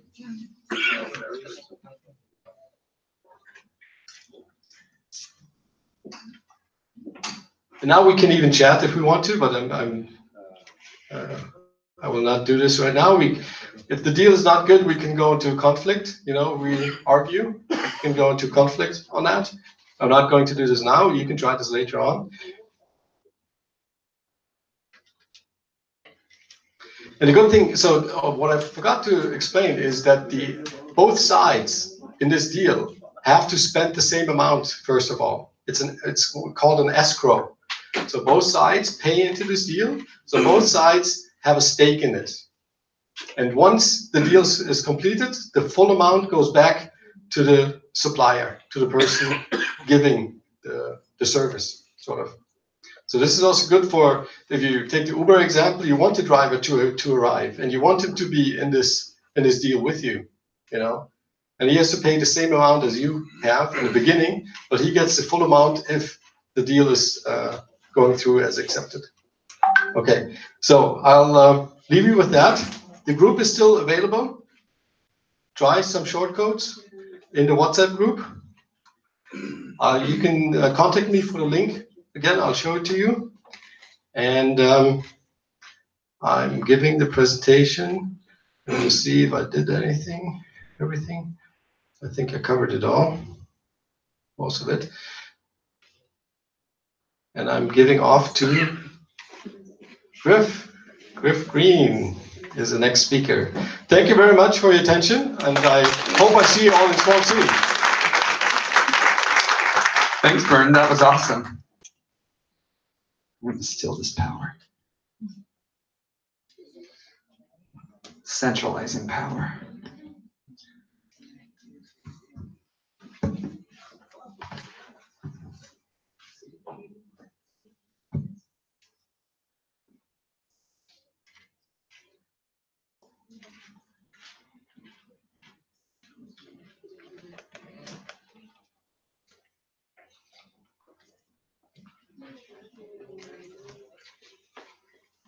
I have a really long password. Please like to make it work.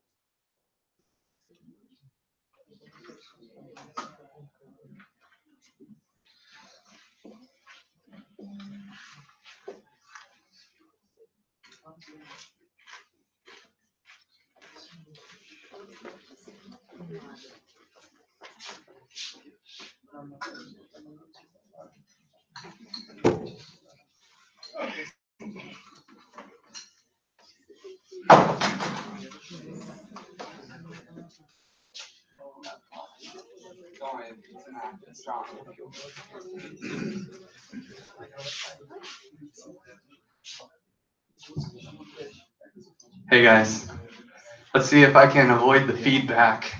We'll see. Hi, my name is Griff Green. I've been in the ether space for a long time, been hanging out.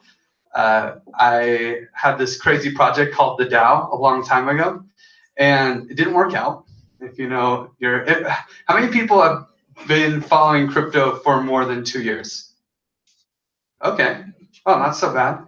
How many people would say they're kind of a developer, or at least they read code? Okay, I won't go too technical then, because I love talking to devs, but I'll bring it back to the normal people, right? Like, not everyone has to be a dev to do this stuff, and that's what really. That's really what Giveth is about. It's really for normal people. It's the dream, because everyone is interested in making the world a better place and being part of a community. And Giveth is all about building communities around causes. We have a huge galaxy of people working together to do blockchain for good work. but I'm going to focus on our major project, which is our flagship project, which is the Give It DApp. So the Give It DApp is trying to change the way charity works in the world. Instead of having this situation where you have donors, they give money to some giant charity organization, and then who knows what that charity does with it, right? Often they do great things with it, but sometimes they don't. And but either way, you as the donor, you have no clue what happens. And the people who receive money from these corporate charities, they don't know who's sending them money. This is a missed opportunity. You have two groups of people that want to make the world a better place in the same way, that share values. And you have this giant corporation, charity, it's a charity, but at the same time, they're using the corporate business model. There's a CEO and they have a hierarchical business structure. And really their business model relies on staying between the donors and the projects that's receiving money, because otherwise the donors could just send money directly to these projects, right? And another thing which is sometimes a little taboo to talk about, because it hurts, the system that these structures are using right now does not make the world a better place. This is the corporate business structure. There's a lot of great people here, but they're working in a system that's built around maximizing profit, right? They have the same kind of business structure as a normal corporation. And so the goal is to grow and get as big as possible, right? And to, hire more people and make as much money as possible. Like, that's what the corporate business model is made for. That's not what we're trying to do. It's a bunch of awesome people that are stuck in a system that's not really made to solve the problems that we're trying to solve. So the Give It DApp is trying to do something different. Trying to get rid of those guys. We don't need them. Donors can just send money directly to the projects. This is kind of the main thing, like the Kickstarter and all these other social, I don't even know what you call that system, but GoFundMe and all these groups, you can just kind of pick the projects that you want and then send money directly to them. That's cool. Of course, in all those projects, they're still the middleman, which is the platform that skims off the top. With Giveth, no one ever takes a cut. But there's still kind of this missing piece that I don't see enough of in those platforms, where you can actually connect the donors to the people who are receiving the funds. Put them in the same chat room. You don't need a blockchain to do that. You can just put them in the chat room because they all care about the same things. And maybe donors don't want to have to do the work of actually picking who do they want to donate to. Maybe they just want to donate to a cause. This is where we can create communities focused on these causes. And so you can find a community focused on saving the rainforest, right? And people can all join that chat room and they can talk about different ideas on how to solve this problem. And some people can bring effort and time and a plan. Some people bring money. And if you get all these people together and create some kind of governance structure, they can be really effective. And that's kind of what charities do now, but their governance structure is the corporate business model. Let's see. Oh, yeah. Okay. What we do is we create an infrastructure using the Ethereum blockchain where your donation is completely traceable. When your money goes and is sent from one place to another, you actually get an email that says, hey, this is where your money went. This is the person who has some sort of authority over it. Go talk to them, chat with them. And at the beginning, you can actually veto where your money goes. If you say you donate to some environmental, like Save the Rainforest group, and there's somebody who's like, yeah, we want to do guerrilla environmental action. We want to blow up, tractors and chainsaws and stuff like that. You're like, hey, man, I'm not into the violent stuff. Let's not damage property. I just want to help the rainforest. So you can veto that, and then you can go back. But if you don't do anything within 3 days, and this is a campaign that needs to be able to secure the money, then they would actually keep the funds in that account. I'm getting ahead of myself here. So Right now on the Giveth platform, we actually use Ether, but the next release, which should come out this month, well, in December, I should say, you'll be able to use DAI. How many people know what DAI is? Oh, not very many. So one of the biggest problems in cryptocurrency is that it's volatile, right? It goes up and down, up and down. You can't work like that as a nonprofit. You can't be speculating as a side gig. That's not what you're trying to do. So DAI is a really magical thing that is a stable cryptocurrency.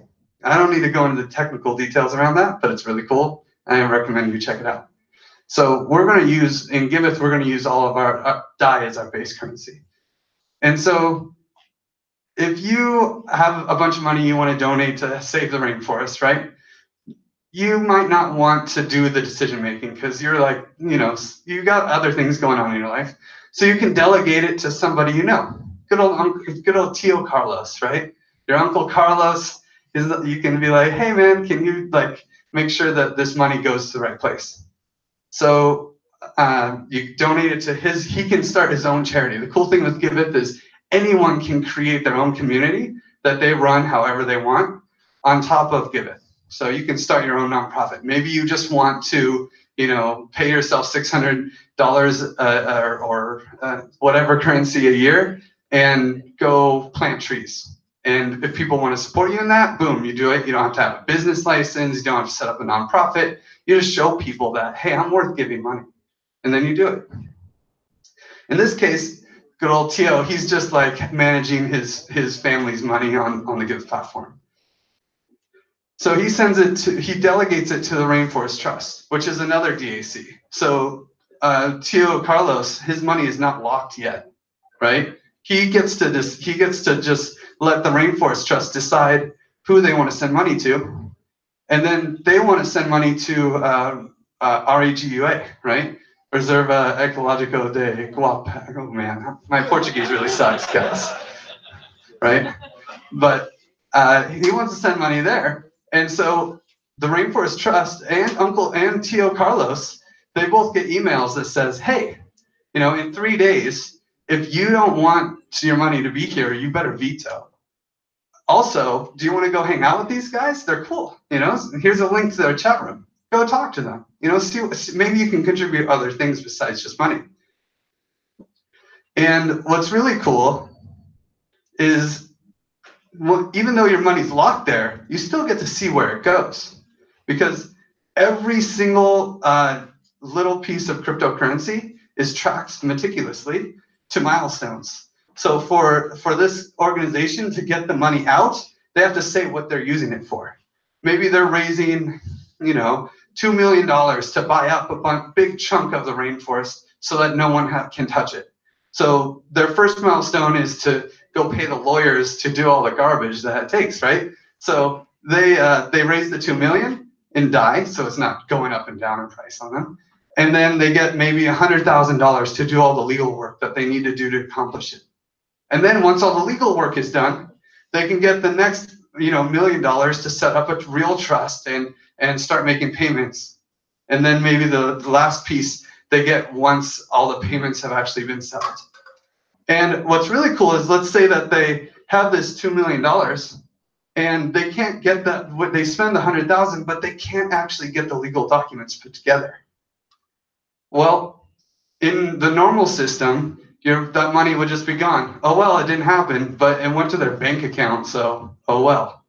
But now with this, if this fails and the whole project can't work, the money will just be sent back to where it came from. And that includes people who donated directly to it, because this is an open system. This is just, even though the Rainforest Trust delegated the money there, some other people delegated money directly to it. And even some people might delegate money or send money directly to the milestones, because they're all little buckets that you can send money to. And it's this big open system. But, this is all great, but honestly, and this is set up now. If you go to beta.giveth.io, you can see our system. We don't have a whole lot of people using it because we don't have DAI yet. And this is the wrong time to be speculating on Ether, for sure. So But this, honestly, you don't need a blockchain for this. You can just use open databases. It's not really that cool.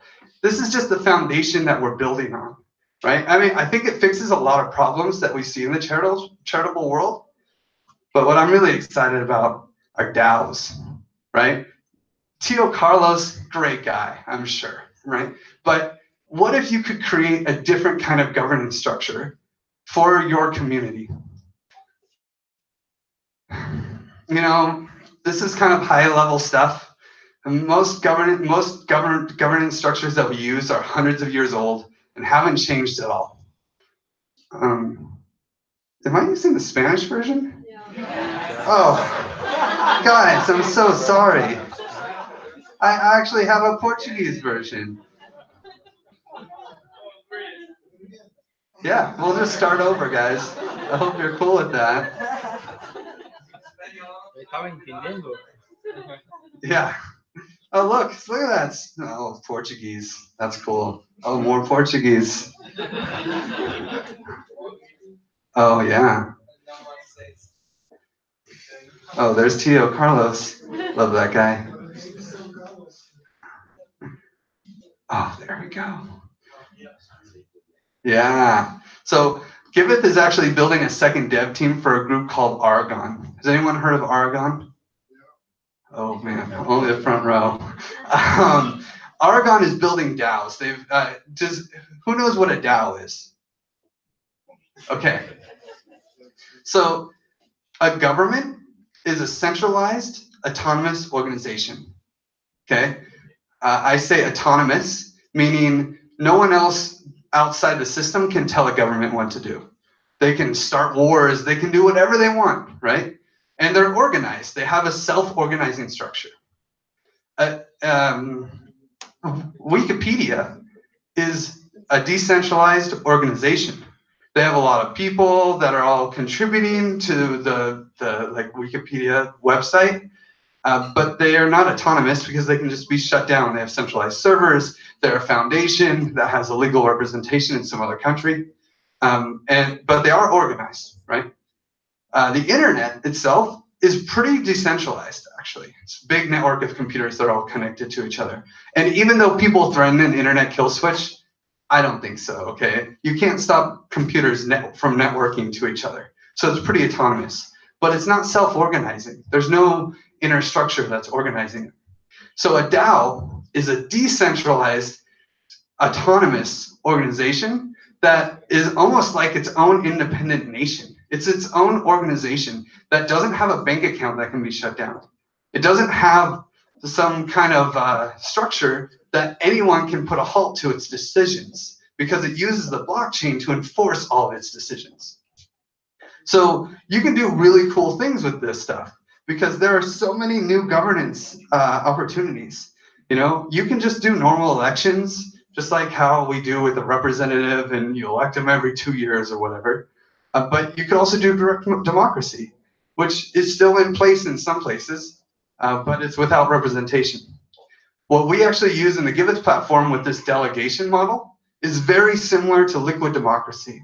And liquid democracy is one of my favorites. It's kind of like a hybrid between the normal elections of representative democracy and a direct democracy, where you can delegate your vote to somebody, but at any time you can push a button and take it back, right? And then they can delegate your vote to someone else, and you can have this chain of delegations. But at the same time, they're always held accountable to the voters at any second. If somebody doesn't like what they're doing, they can push a button and take their vote back. And when it gets really cool is when you start codifying the vote and you start saying, I want to send, you know, my environmental votes for any environmental issue to this guy, and I want to send my economic issues to this guy. And then you can kind of have different people represent your views more correctly. And of course, you can cut your vote in half and send half your vote here and half your vote there, right? You can do this as a DAO.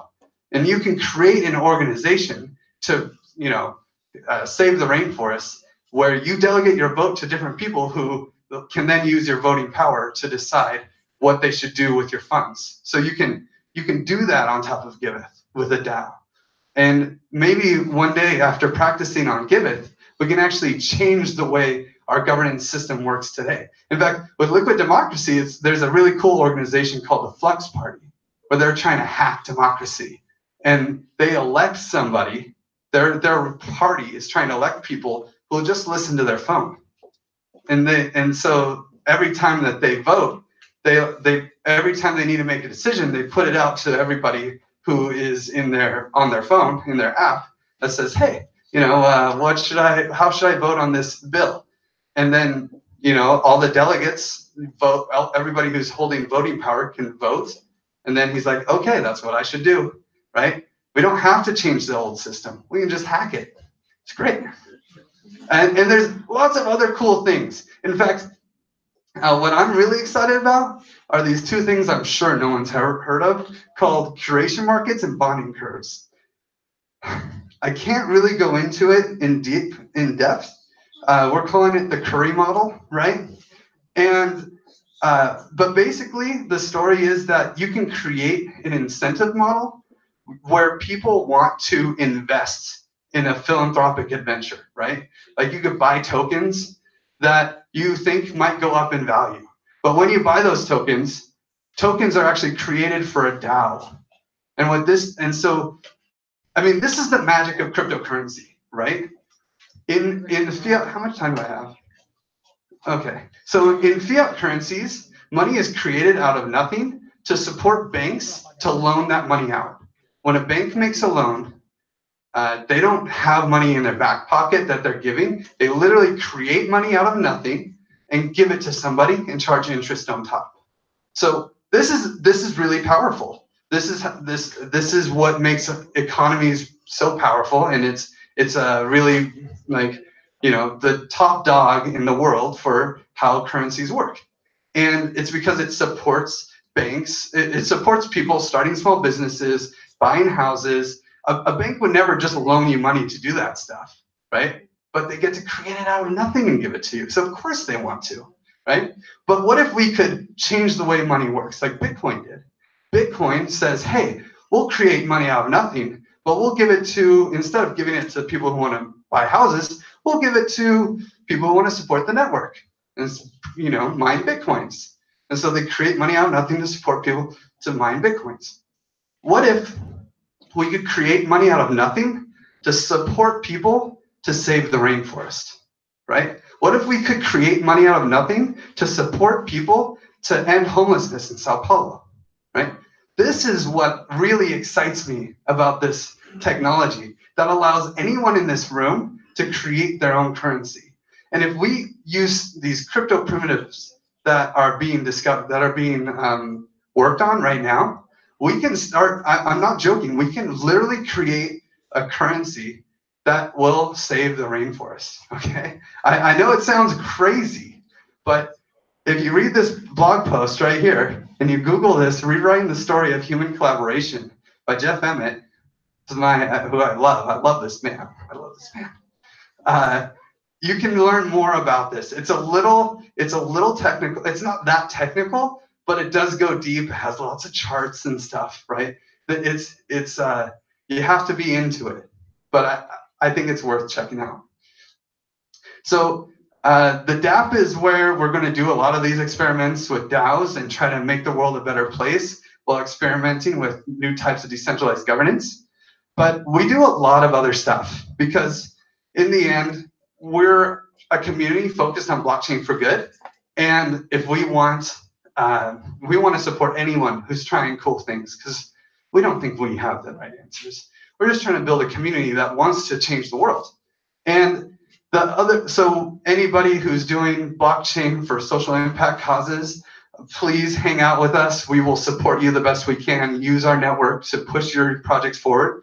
But also, we have this group called Social Coding, where we support a lot of projects that are just trying to improve blockchain infrastructure, right? Because you can't really have blockchain for good if your blockchain sucks. So we got to kick that up a notch. Yeah, and we have governance area, and maybe you're not into, all this high-tech stuff. Lots of people come in and just help out with communications and tweeting and writing blog posts. There's lots of stuff that we can do. And we have a little donation flow, and we just give money out to everybody who supports the projects. Yeah, and that's the giveth. That's giveth. So thank you guys so much. You can here's where you want to go if you want to talk to us and meet us. Giveth.io/join. And yeah, thank you so much, guys.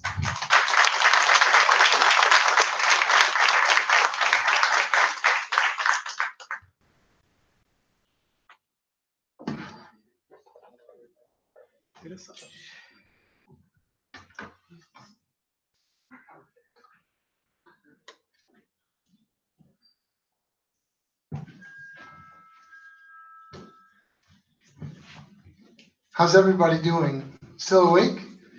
Do you want to stand up for a second? It's okay with me. It's a long evening and 90 minutes, but great, great.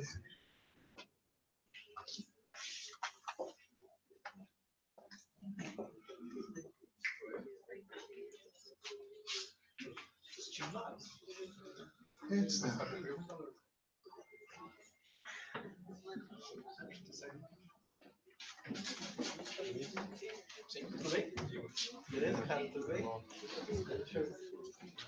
It was there. It's coming. Yeah.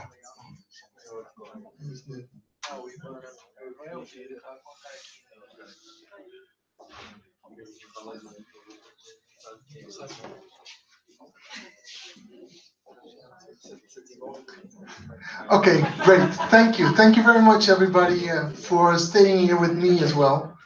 I have the great honor of closing this night, and I was afraid that people would be sleeping right now, but you seem to be pretty awake. My name is Michiel Berende. I am with EtherRisk.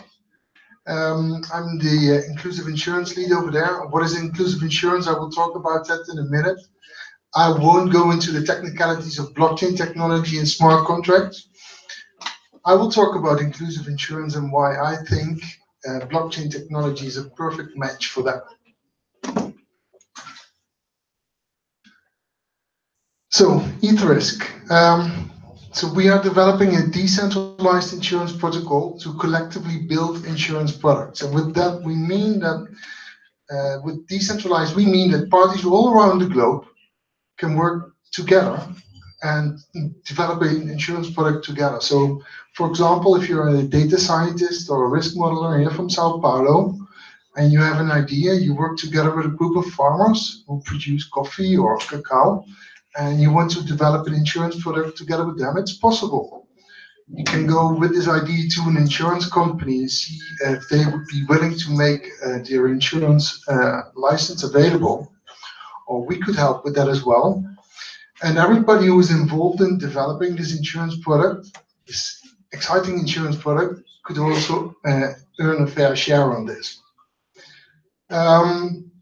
What we do at EtherRisk is we automate the underlying risk pool. So where you have the money available to cover the risk for a person, we automate that based on blockchain technology. And what it is, I will talk about in a minute.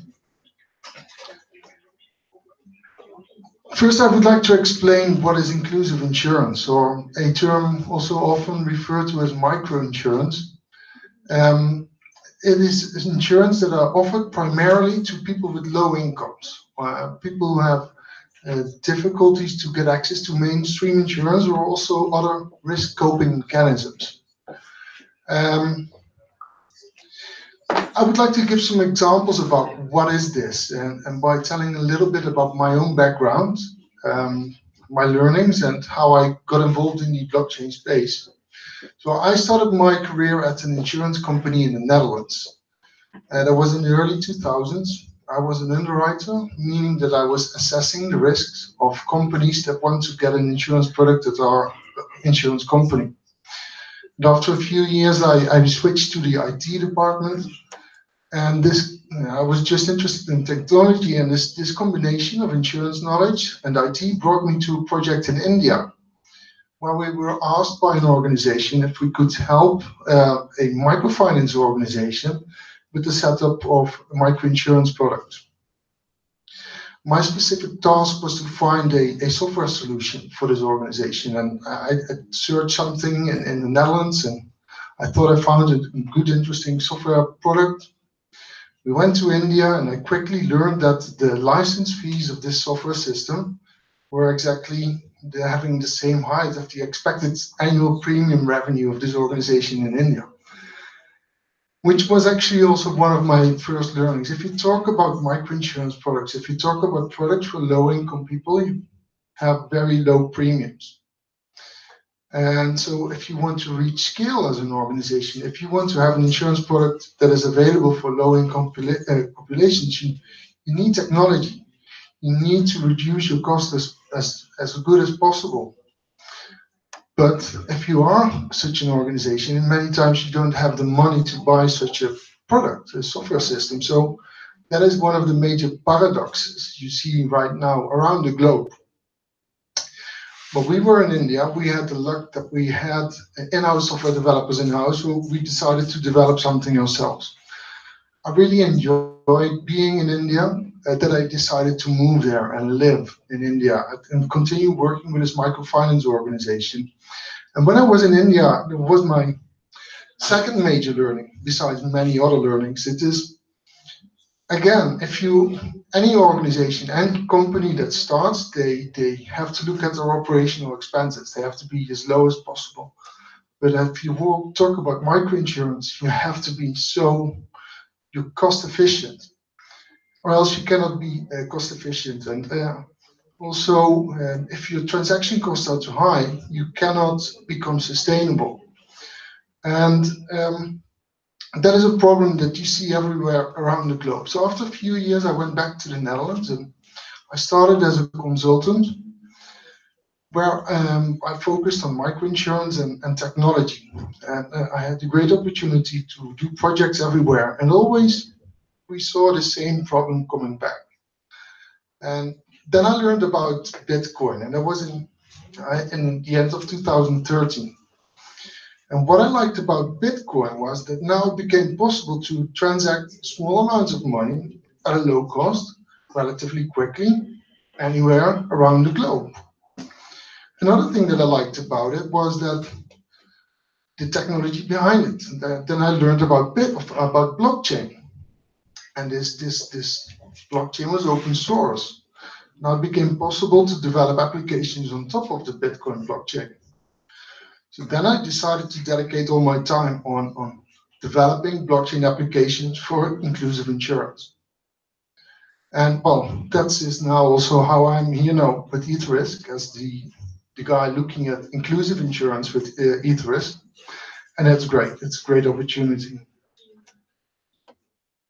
So I gave you now some examples about the problems in inclusive insurance.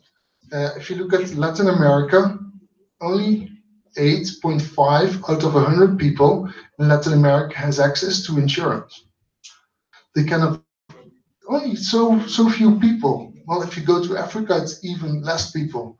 And in Asia, it's also not so many people. So I gave a number of examples, but if you talk also about access to insurance, it's not only about the problem that an insurance company has, but it is also about the way that a low-income person can buy an insurance product. When research has been conducted, and if you look there, you see often that a person that wants to buy an insurance product is postponing this discussion, this decision. They have many problems to buy an insurance product, or to pay for a premium, or to renew a policy.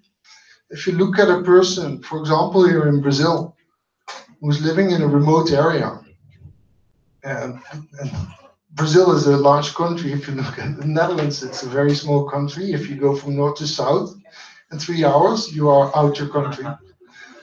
I think here only in Sao Paulo, it takes half a day if you want to reach one side to the other side. So if you then have people that live in the Amazon area, it's not interesting for an insurance company to go there. There's no insurance agent over there that is willing to talk to a person and inform them about the opportunities of insurance, how you can get protected against risks. Then also you have people who are not able to read or have just are able to understand a little bit about an insurance product, or if they have no access to financial products, if they have this concept about paying premium, and if after the end of the year nothing has happened, people will say, I want my money back. And so that's a problem. And so, well, there are a number of issues that we need to solve in getting access to insurance. But because of this reason, you've got, well, the number may vary a little bit, but you got at least 1.6 billion people who've not yet been able to purchase an insurance product. And of these 1.6 billion, you've got about 500 million small-scale farmers who are actually responsible for a large portion of the global food production. So the questions I would like to ask you, think about what will happen if you are able to provide access to insurance to these 500 million farmers. It will be beneficial for the whole world.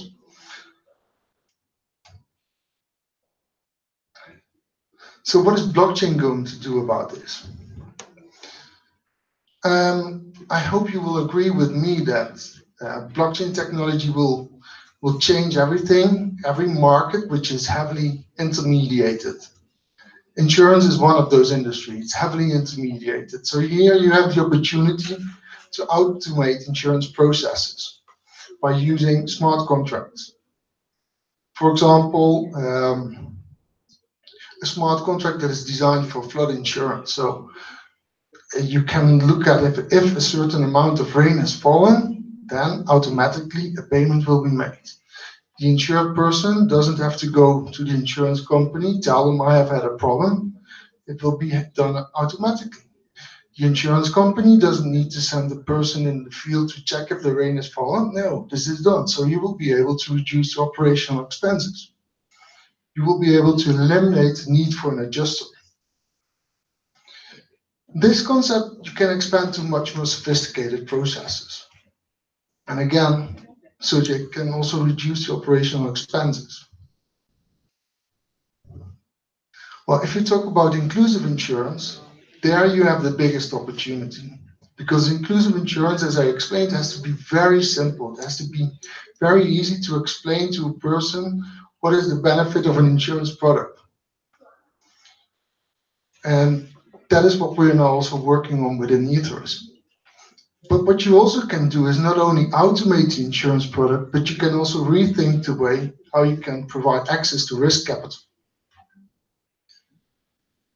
Over here, I want to show an image of how such an insurance product could work if you automate it on the blockchain. So you have on the left-hand side, you see you can create a smart contract that is looking at premium payments. So once enough money has been paid, automatically a policy can be issued. The money goes into a central reserve or risk pool, where you can create a smart contract where you make sure that there will always be enough money in it. If there's not enough money in it, you won't be able or allowed to sell a product, or the premium price has to go up.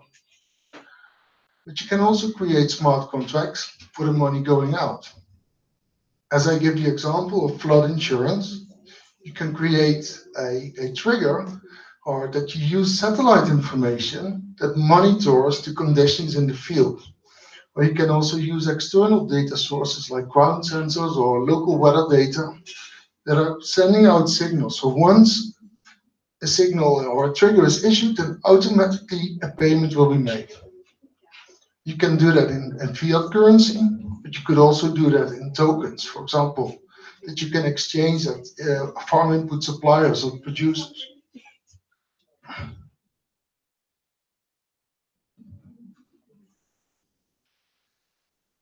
What I also want to accomplish, and that there I also see the connection with what you were talking about at Given. And I think you can automate the product, but you can also think about how you can innovate the way a risk pool works. And that's why I'm saying, so why not provide an affordable risk protection to small-scale farmers and let the top of the value chain support this? I think now you are able to program money. If you look at an agricultural value chain, I hope you agree with me that the weakest link in a value chain is a small-scale farmer. And each party in the value chain depends on the quality and the quantity of the product that is being produced by the farmer. If the farmer has no product, farm input supply will not be able to do any sales. If the producer has no product, they won't be able to deliver to a retailer.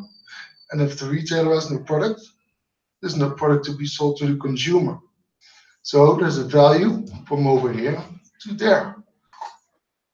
I would like to ask such a value chain, okay, under what conditions would you be willing to pay for the insurance of a small-scale farmer? Well, that is actually now also something that we are doing together with Oxfam in Sri Lanka and AO. And my question also to you would be, do you see an opportunity to do this here together with us in Brazil? I think you have many small-scale farmers who may benefit by this. And I think also at the same time, there's a large opportunity, a business opportunity also here for people. Okay, well, I want to end my session over here. I hope it was clear. And thank you very much, and have a good evening.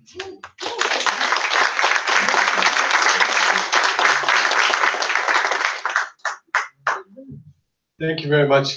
Thank you all for your attention and your time that you spent. I hope you understand these products now much better and why we use blockchain and why it's so important to us to use blockchain.